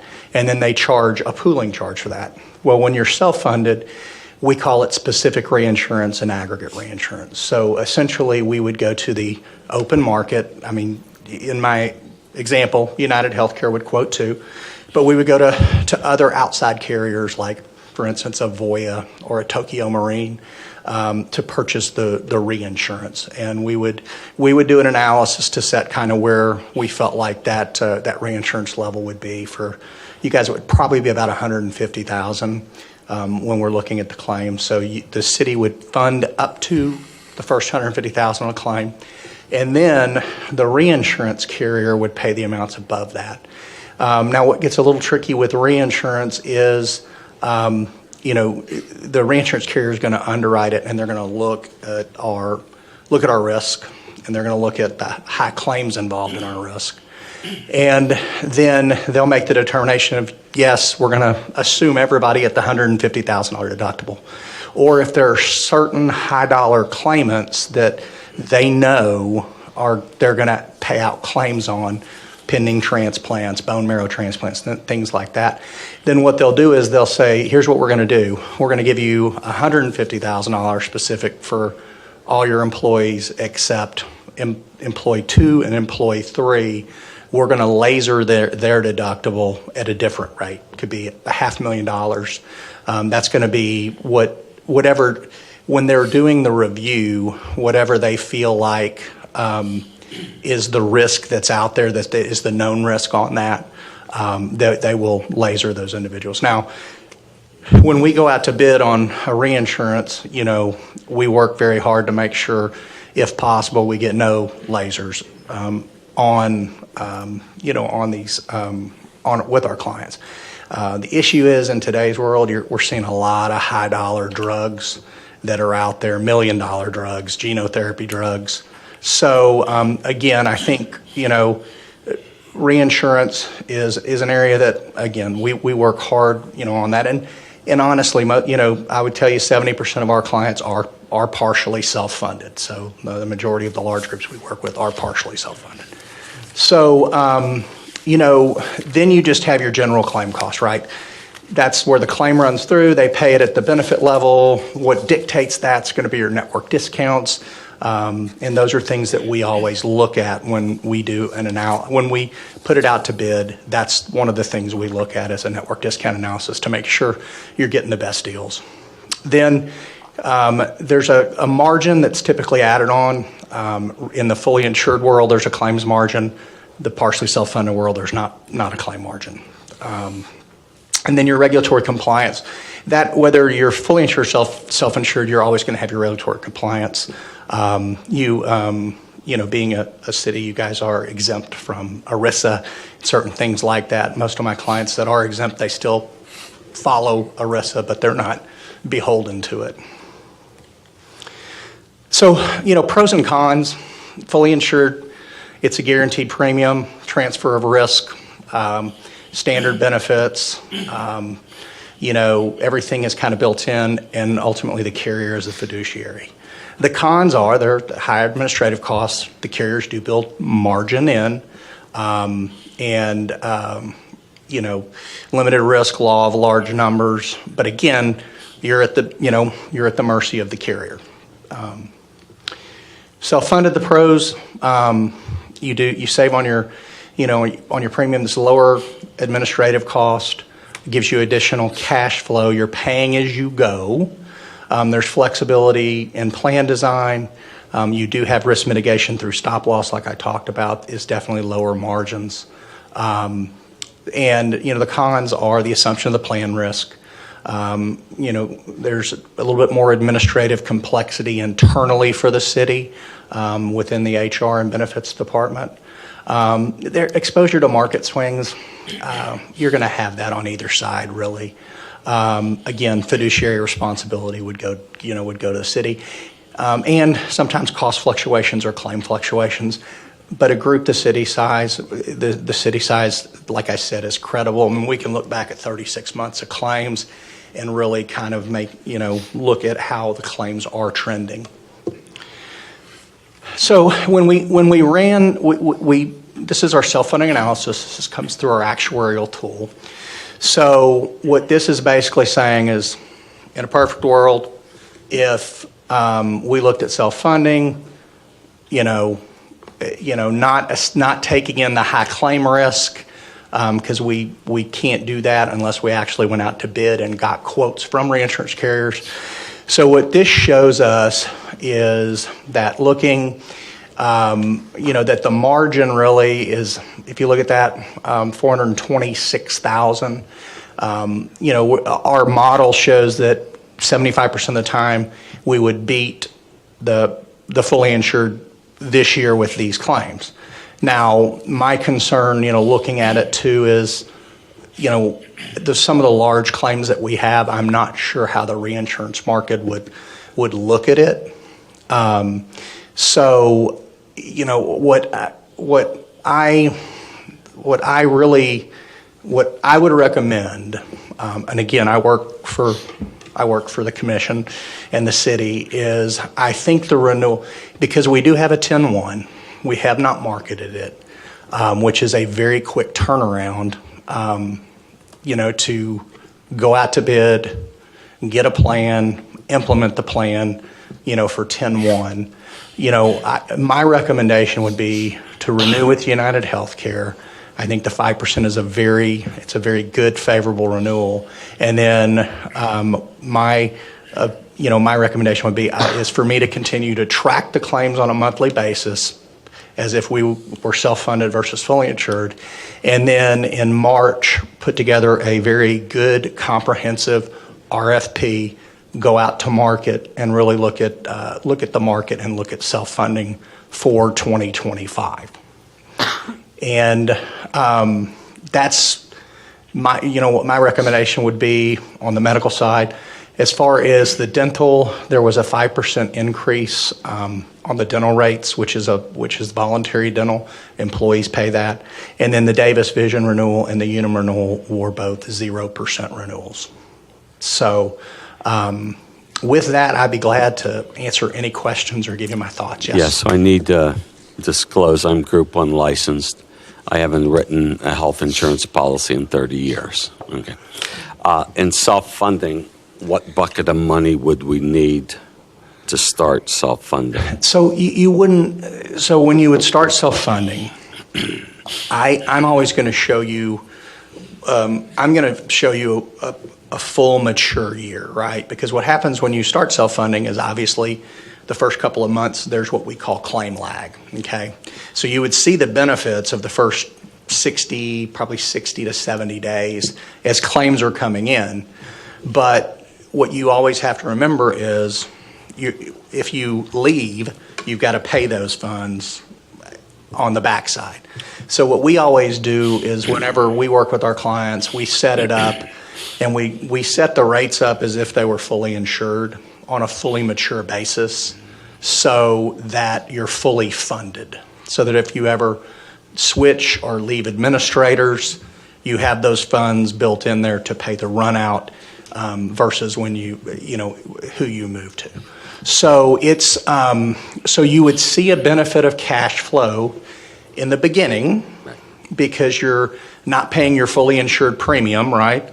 You're paying your, between your administrative fee and your specific premium, that probably is going to be somewhere between 15 to 20% of the total cost, right?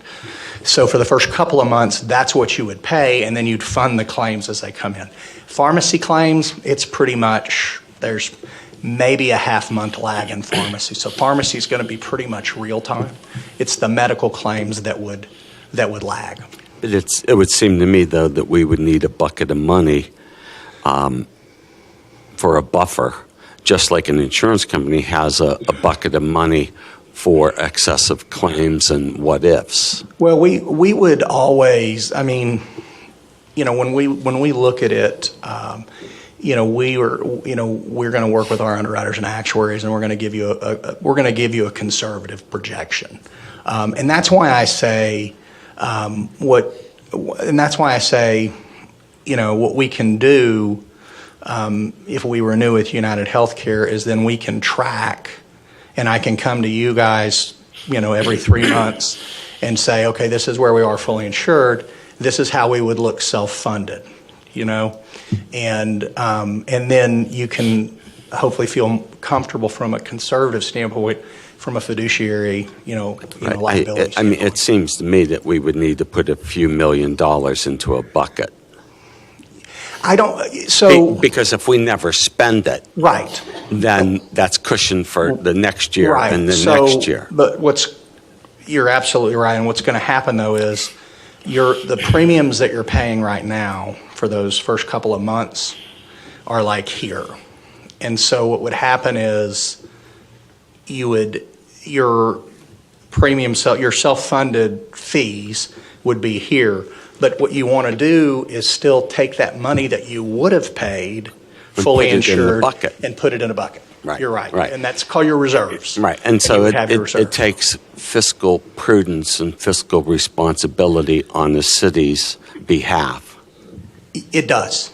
Right. And so that money would not be commingable. Cannot, no. It's its own separate bucket. It is its own. We would set up a claim fund, and it is, since it is employee and city money, those funds, you could not see, if you have this money over here, you can't say, I'm going to do a general transfer. I'm going to transfer X, Y, Z out of it to the general fund. Right. It can only be used for claims and expenses associated with the health plan. And Yeah, the goal is to avoid Enron, right? Right. Right. Yeah. No. Yes. The United Healthcare with a 5% increase, considering inflation in the country, considering medical inflation for procedures, hospital rooms, et cetera, but like stuff like Wegovy, Zepbound, and Ozempic, Yeah, you're talking like $1,000 a month. The GLP-1s. Yeah, And I had one.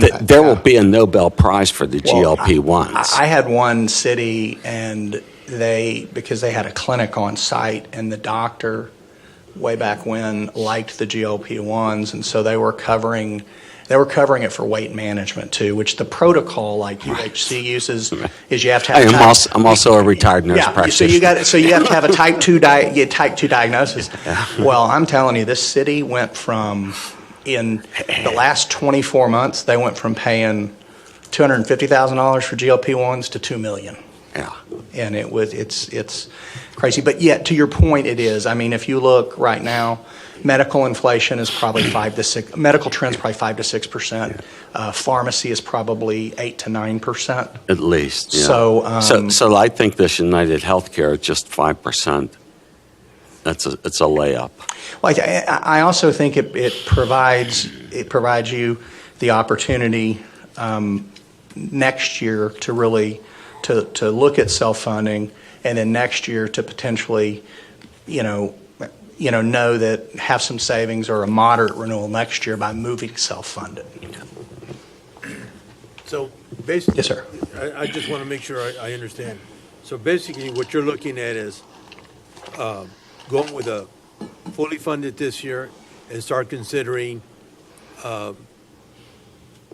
self-funding for next year. Yes, sir. And I think that, I think the plan would be, unless the numbers tell us not to do it next year, I think we would look at going down that road. And then also too, if we wanted to look, there are some other contractual arrangements that are kind of that list I had. I mean, there are some things that like level funded, which is not. It's not totally self-funded with reinsurance, and it's not totally fully insured. You pay a premium, and there's a corridor, and if you run better in the corridor, you get money back. So there's other contractual arrangements too, but I feel like the 5% is good, and then I think we look at 2025, do a good comprehensive RFP, looking at PBM, which is Pharmacy Benefit Manager, your pharmacy administrator, and looking at your medical administration, looking at carriers and third-party administrators. Okay. And for those here who may not understand, explain reinsurance companies. Well, so the reinsurance companies are going to, like I said, we would purchase specific reinsurance. So that would be on a specific individual. So we would pay, the first $150,000, anything above that. And then we would buy aggregate reinsurance, which is protection on all your claims. So they're basically, the reinsurance carrier would say, this is what we expect the claims to be. If you have a terrible year and you run 25% over, then we're going to protect you for the over amount. No. Who's going to? I know it's United Healthcare. Healthcare is going to be the they're going to be the carrier, correct? Yes, sir. Who's the agent? The agent, there is there are zero commissions on the United Healthcare plan right now. Okay. Who's the one that you're going to buy the United Healthcare from? Just direct with them. So there's not going to be a No. agent XYZ? No, there no. or anybody? I think the current arrangement with the enrollment firm is they will enroll, they'll continue to enroll it, and I think you guys pay them a fee separately. Right. Salazar is the one that helps us, and I think we pay them. Erica, do you know what the dollar amount is that we pay Salazar? Hi, good evening. I don't have the dollar amount, but that is exactly correct. We pay them a fee for the brokerage, so they don't have any commissions that come out of United Healthcare or any carrier.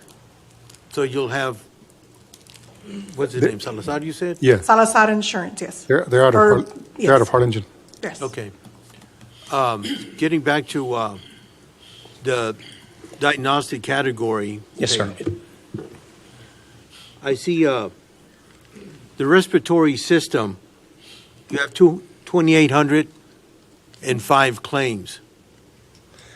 And that's going to be, Commissioner, that'll be anybody. So with respiratory, that's going to be anybody, asthma attacks, things like that. Is there anybody out there trying to educate our employees if they want to stop smoking? The first thing that I'm thinking of, all right? Yes, sir. Is there anything that we're providing our employees to avoid if they choose to stop the smoking or stop the drinking, slow down on that? Is there anything that we're providing or you're providing? I know we are through United Healthcare. We do have their rally plan, which is their wellness program that's baked in, and members, if they do certain things, they get dollars that they can go to a website and buy, fitness things and things of that nature. So that's kind of what had been laid before us. But I'm glad when we do when we put the RFP together, I'm glad to have I have a whole section on wellness and what the different, what the carriers will bring to the table from a wellness platform and really a disease management and a care management platform. Okay. How much is that going to cost the city? Well, we would just, as far as I'm concerned, that's part of that's just part of, you guys hired me and my job is to, go ahead. So I have Connie here, and she's with United Healthcare, and he's right. We do have a wellness program through United Healthcare with Rally. We did present it a couple of times last year with employees. We launched it at the health fair. Fortunately, we haven't had much participation, but Connie can give you a little bit more information on the wellness part of it. We do have a program embedded in the city's plan, which is called Fit for Life. So that would be, like how Mr. Gibbs mentioned, going out to market. Well, you have it embedded right now. So. And there is no cost for the member, and it's in, How are in you? the plans. Excuse me. How are you promoting this with the employees? I've come out a couple of times on open enrollments. I believe I tag team with the enrollers, and I do provide information. Not everybody stops by, but I do have my little table there, which is here, and I do educate that way. Also, the health fairs I do as well. How often do you do the health fairs? Once a year. The health first once a year, and we're scheduled to have it this year during open enrollment. When is open enrollment? Right before November or December? It's we're having it at the end of this month in August, and so the very last day of open enrollment, we're having the health fair to see if we can gain some more traction with the employees. Since last year I had it set on a different date, and so I thought maybe this year we have it with open enrollment, we'll have a lot more participation. Let me ask Mr. Rodriguez a question.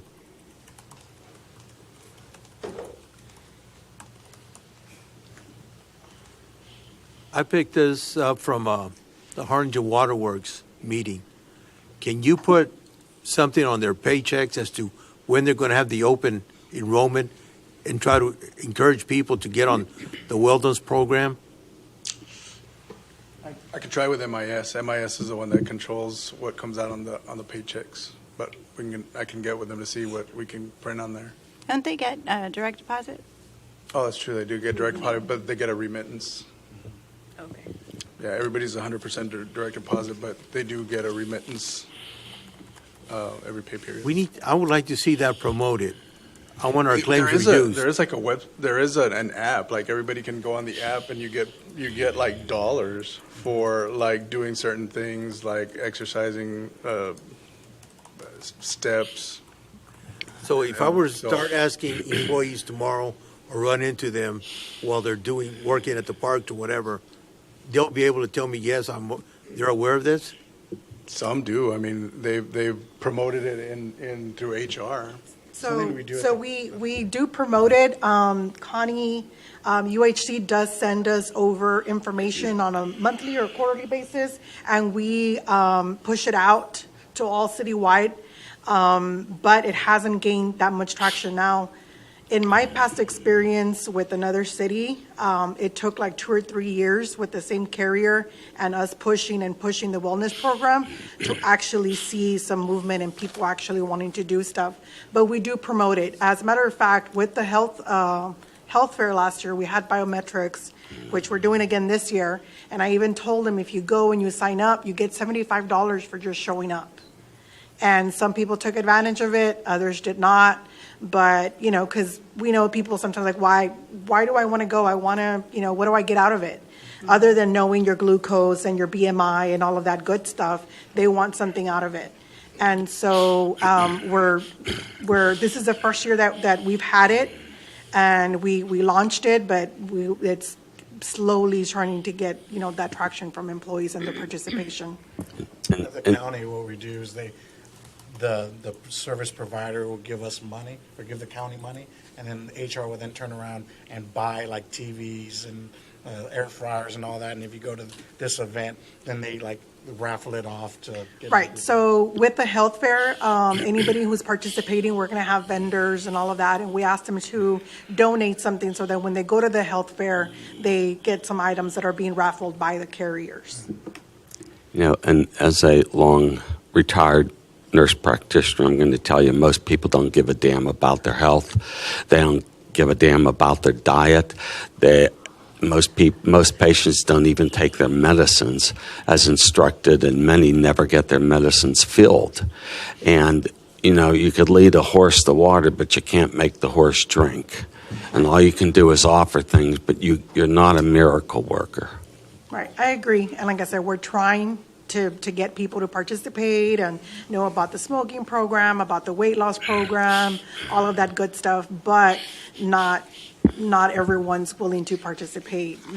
I mean, it's just one of those things, like you mentioned, whether you're into it or you're not. There's people that have already redeemed all this money on it, and like, oh, I redeemed $200, and I'm like, oh, good for you. But others, and it's unfortunate, it's just our culture down here. And so No, it's not the culture here. It's just everywhere.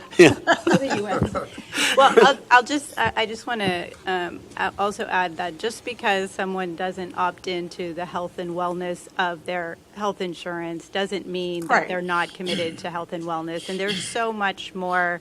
I have Blue Cross Blue Shield, and they have a whole program, and I don't participate in the gym because they give you special, like if you go to a certain gym, they'll give you, but I don't need to do that. I do other things. So I think it's not a true measure of the health of our staff, because there's other options for them. This is a benefit for those that maybe need or there's some things that jive with their schedule or some things that they want to do, but it's not necessarily to say if they're not in this, if they're not taking advantage of it, means that they don't care about their health, or that they're not healthy. But I think what would be good to kind of, for the concerns of the commissioner, is maybe having an update, of who, what percentage is participating and what things have been done to promote it, so that way we have that data, because, that's good for us to know, to see if we're actually improving, and then how that correlates, right, with actual claims and things like that. So they think that would be something that we can look at next year. And with that, I wanted to ask you, Scott, if the whole reviewing of this year and kind of monitoring to see what that looks like, and then coming to us to see if we want to change the way that we're operating right now, and if the cost benefit is there, will we get that recommendation from you way in advance, so that way we're not Yes. on crunch time? So what time frame So, are we looking at? In the timeline we can put together, what I would say, with you guys being a 10-1, is I would probably recommend putting it out in March, for the month of March, closing it, and then in April, we'll do, it'll take me a week or so to do our analysis, and then work with city staff. And then what I would say too is, especially depending on whether we set up a committee or what, I think we would want to have some finalist meetings with at least a couple of them. And then my goal would be able to probably by early summer, by June, to be able to present it to you guys, so you have it for budget. And then that way too, it would give Erica and her team time to make sure that everything's in place before we hit the 10-1. Okay, perfect. I just want to make sure we're set up for success, or at least we know, we have that opportunity. It seems like right now that's not even an option for us, and we should take the recommendation because it's just around the corner. I want to make sure everything is seamless for the employees. Okay, thank you. Are there any other questions? No? Okay, thank you so much. You bet. Mayor, can we just continue with these so we can, Yes. while they're here? Yes. I'll just make the motion to approve the renewal agreement between the City of Harlingen and United Healthcare to provide employee group health insurance. Well, we're not there yet. Are we on we're on I? We're on the presentation, so we need the. We just finished I, though. Okay. They were kind of all rolled up into into that, yes. So are we going to collectively take these, J through M? Is that what you're saying? One by one. Correct. Okay, so then Melinda will read item J. Consideration and possible action to approve a renewal agreement between the City of Harlingen and United Healthcare to provide employee group health insurance. Make motion to approve. Second. All those in favor say aye. Aye. Opposed? Motion carries. Item K, consideration and possible action to approve a renewal agreement between City of Harlingen and Aetna to provide employee group dental insurance. Motion approved. Second.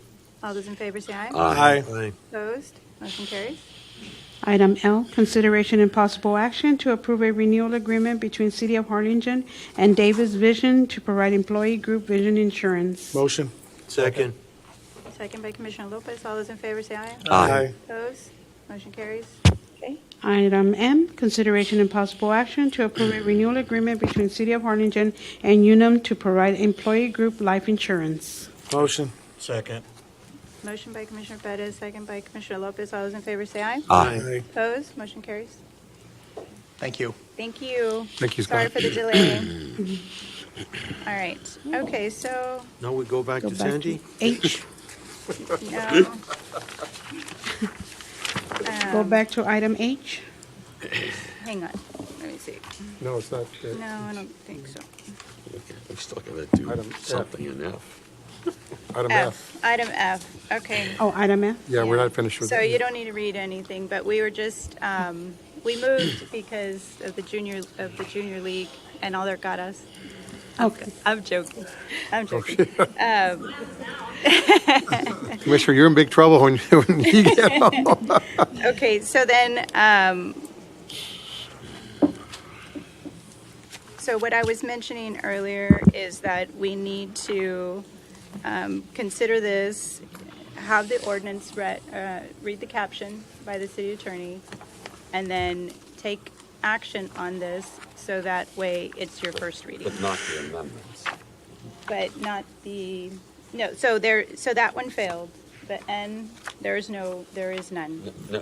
No, on F. There's 2 votes in F. Right, we split it, so that way Commissioner Lopez didn't have a conflict since this is the county. So it's just the caption for the ordinance for the propositions, correct?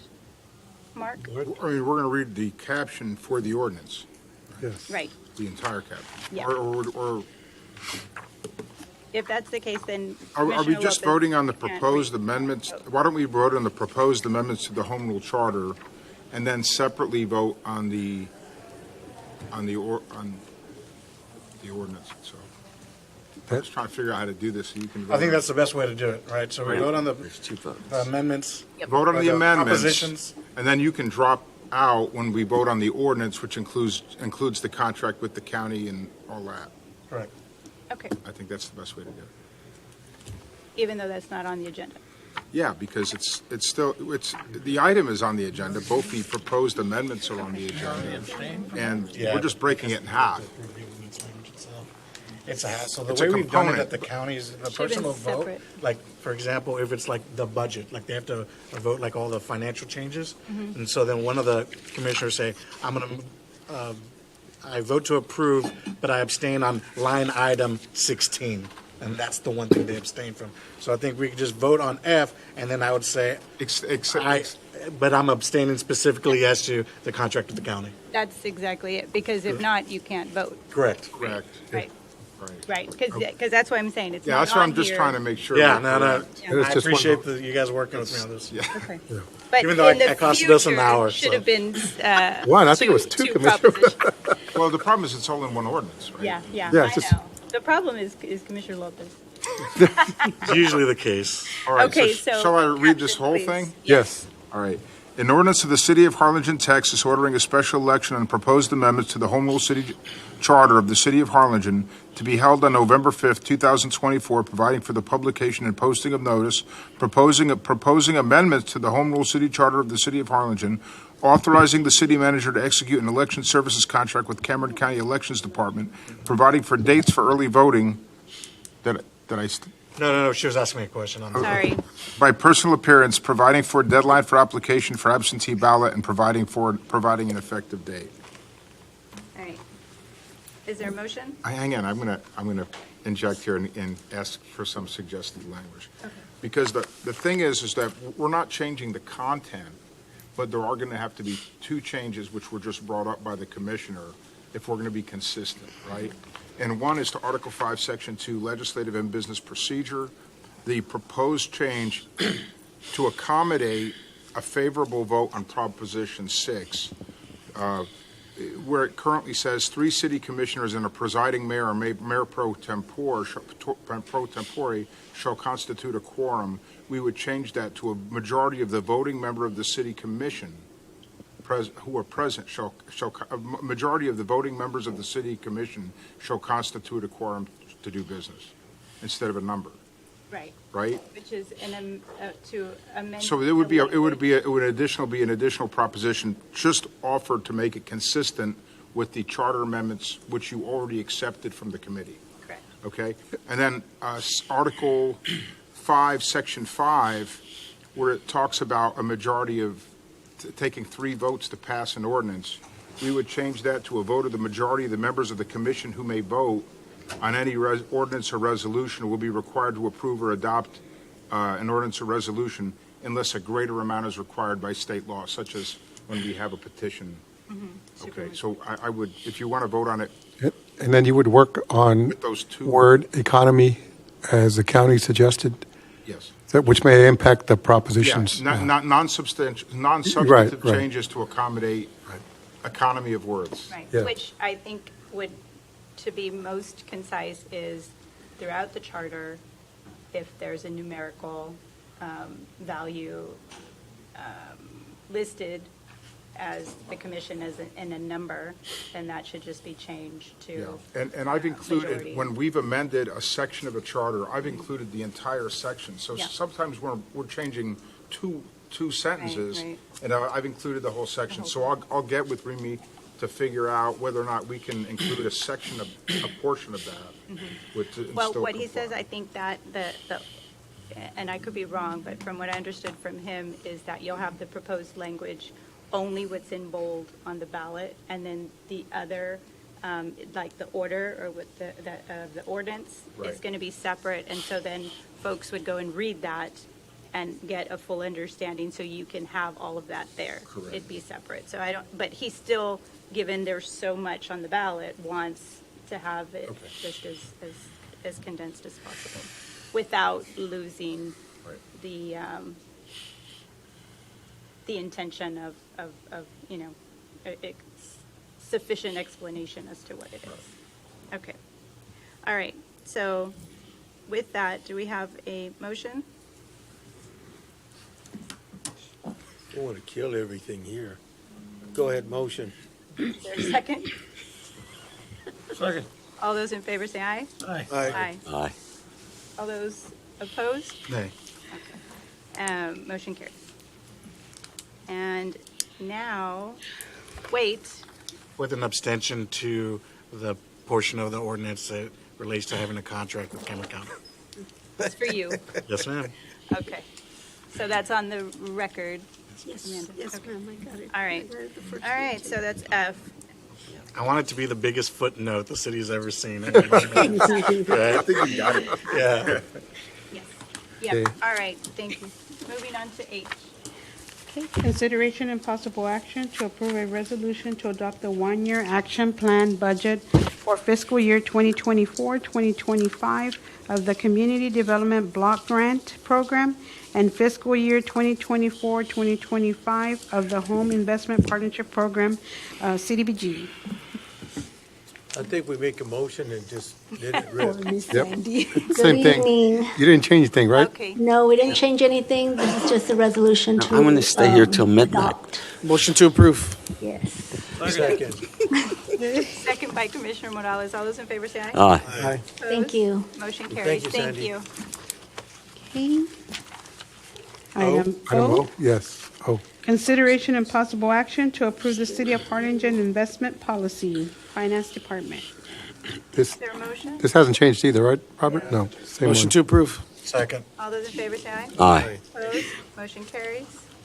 Okay, item P, consideration and possible action to approve a resolution authorizing the city manager to sign an advanced funding agreement with the Texas Department of Transportation and represent the city of Harlingen in all matters related to the Arroyo Colorado Trail Improvement Project, Parks and Recreation. Motion? Wait. Is a grant. Is this the one going west or the one going east? Well, it's starting at McKelvey and going all the way to the west, to Dixieland. Okay. Motion to approve.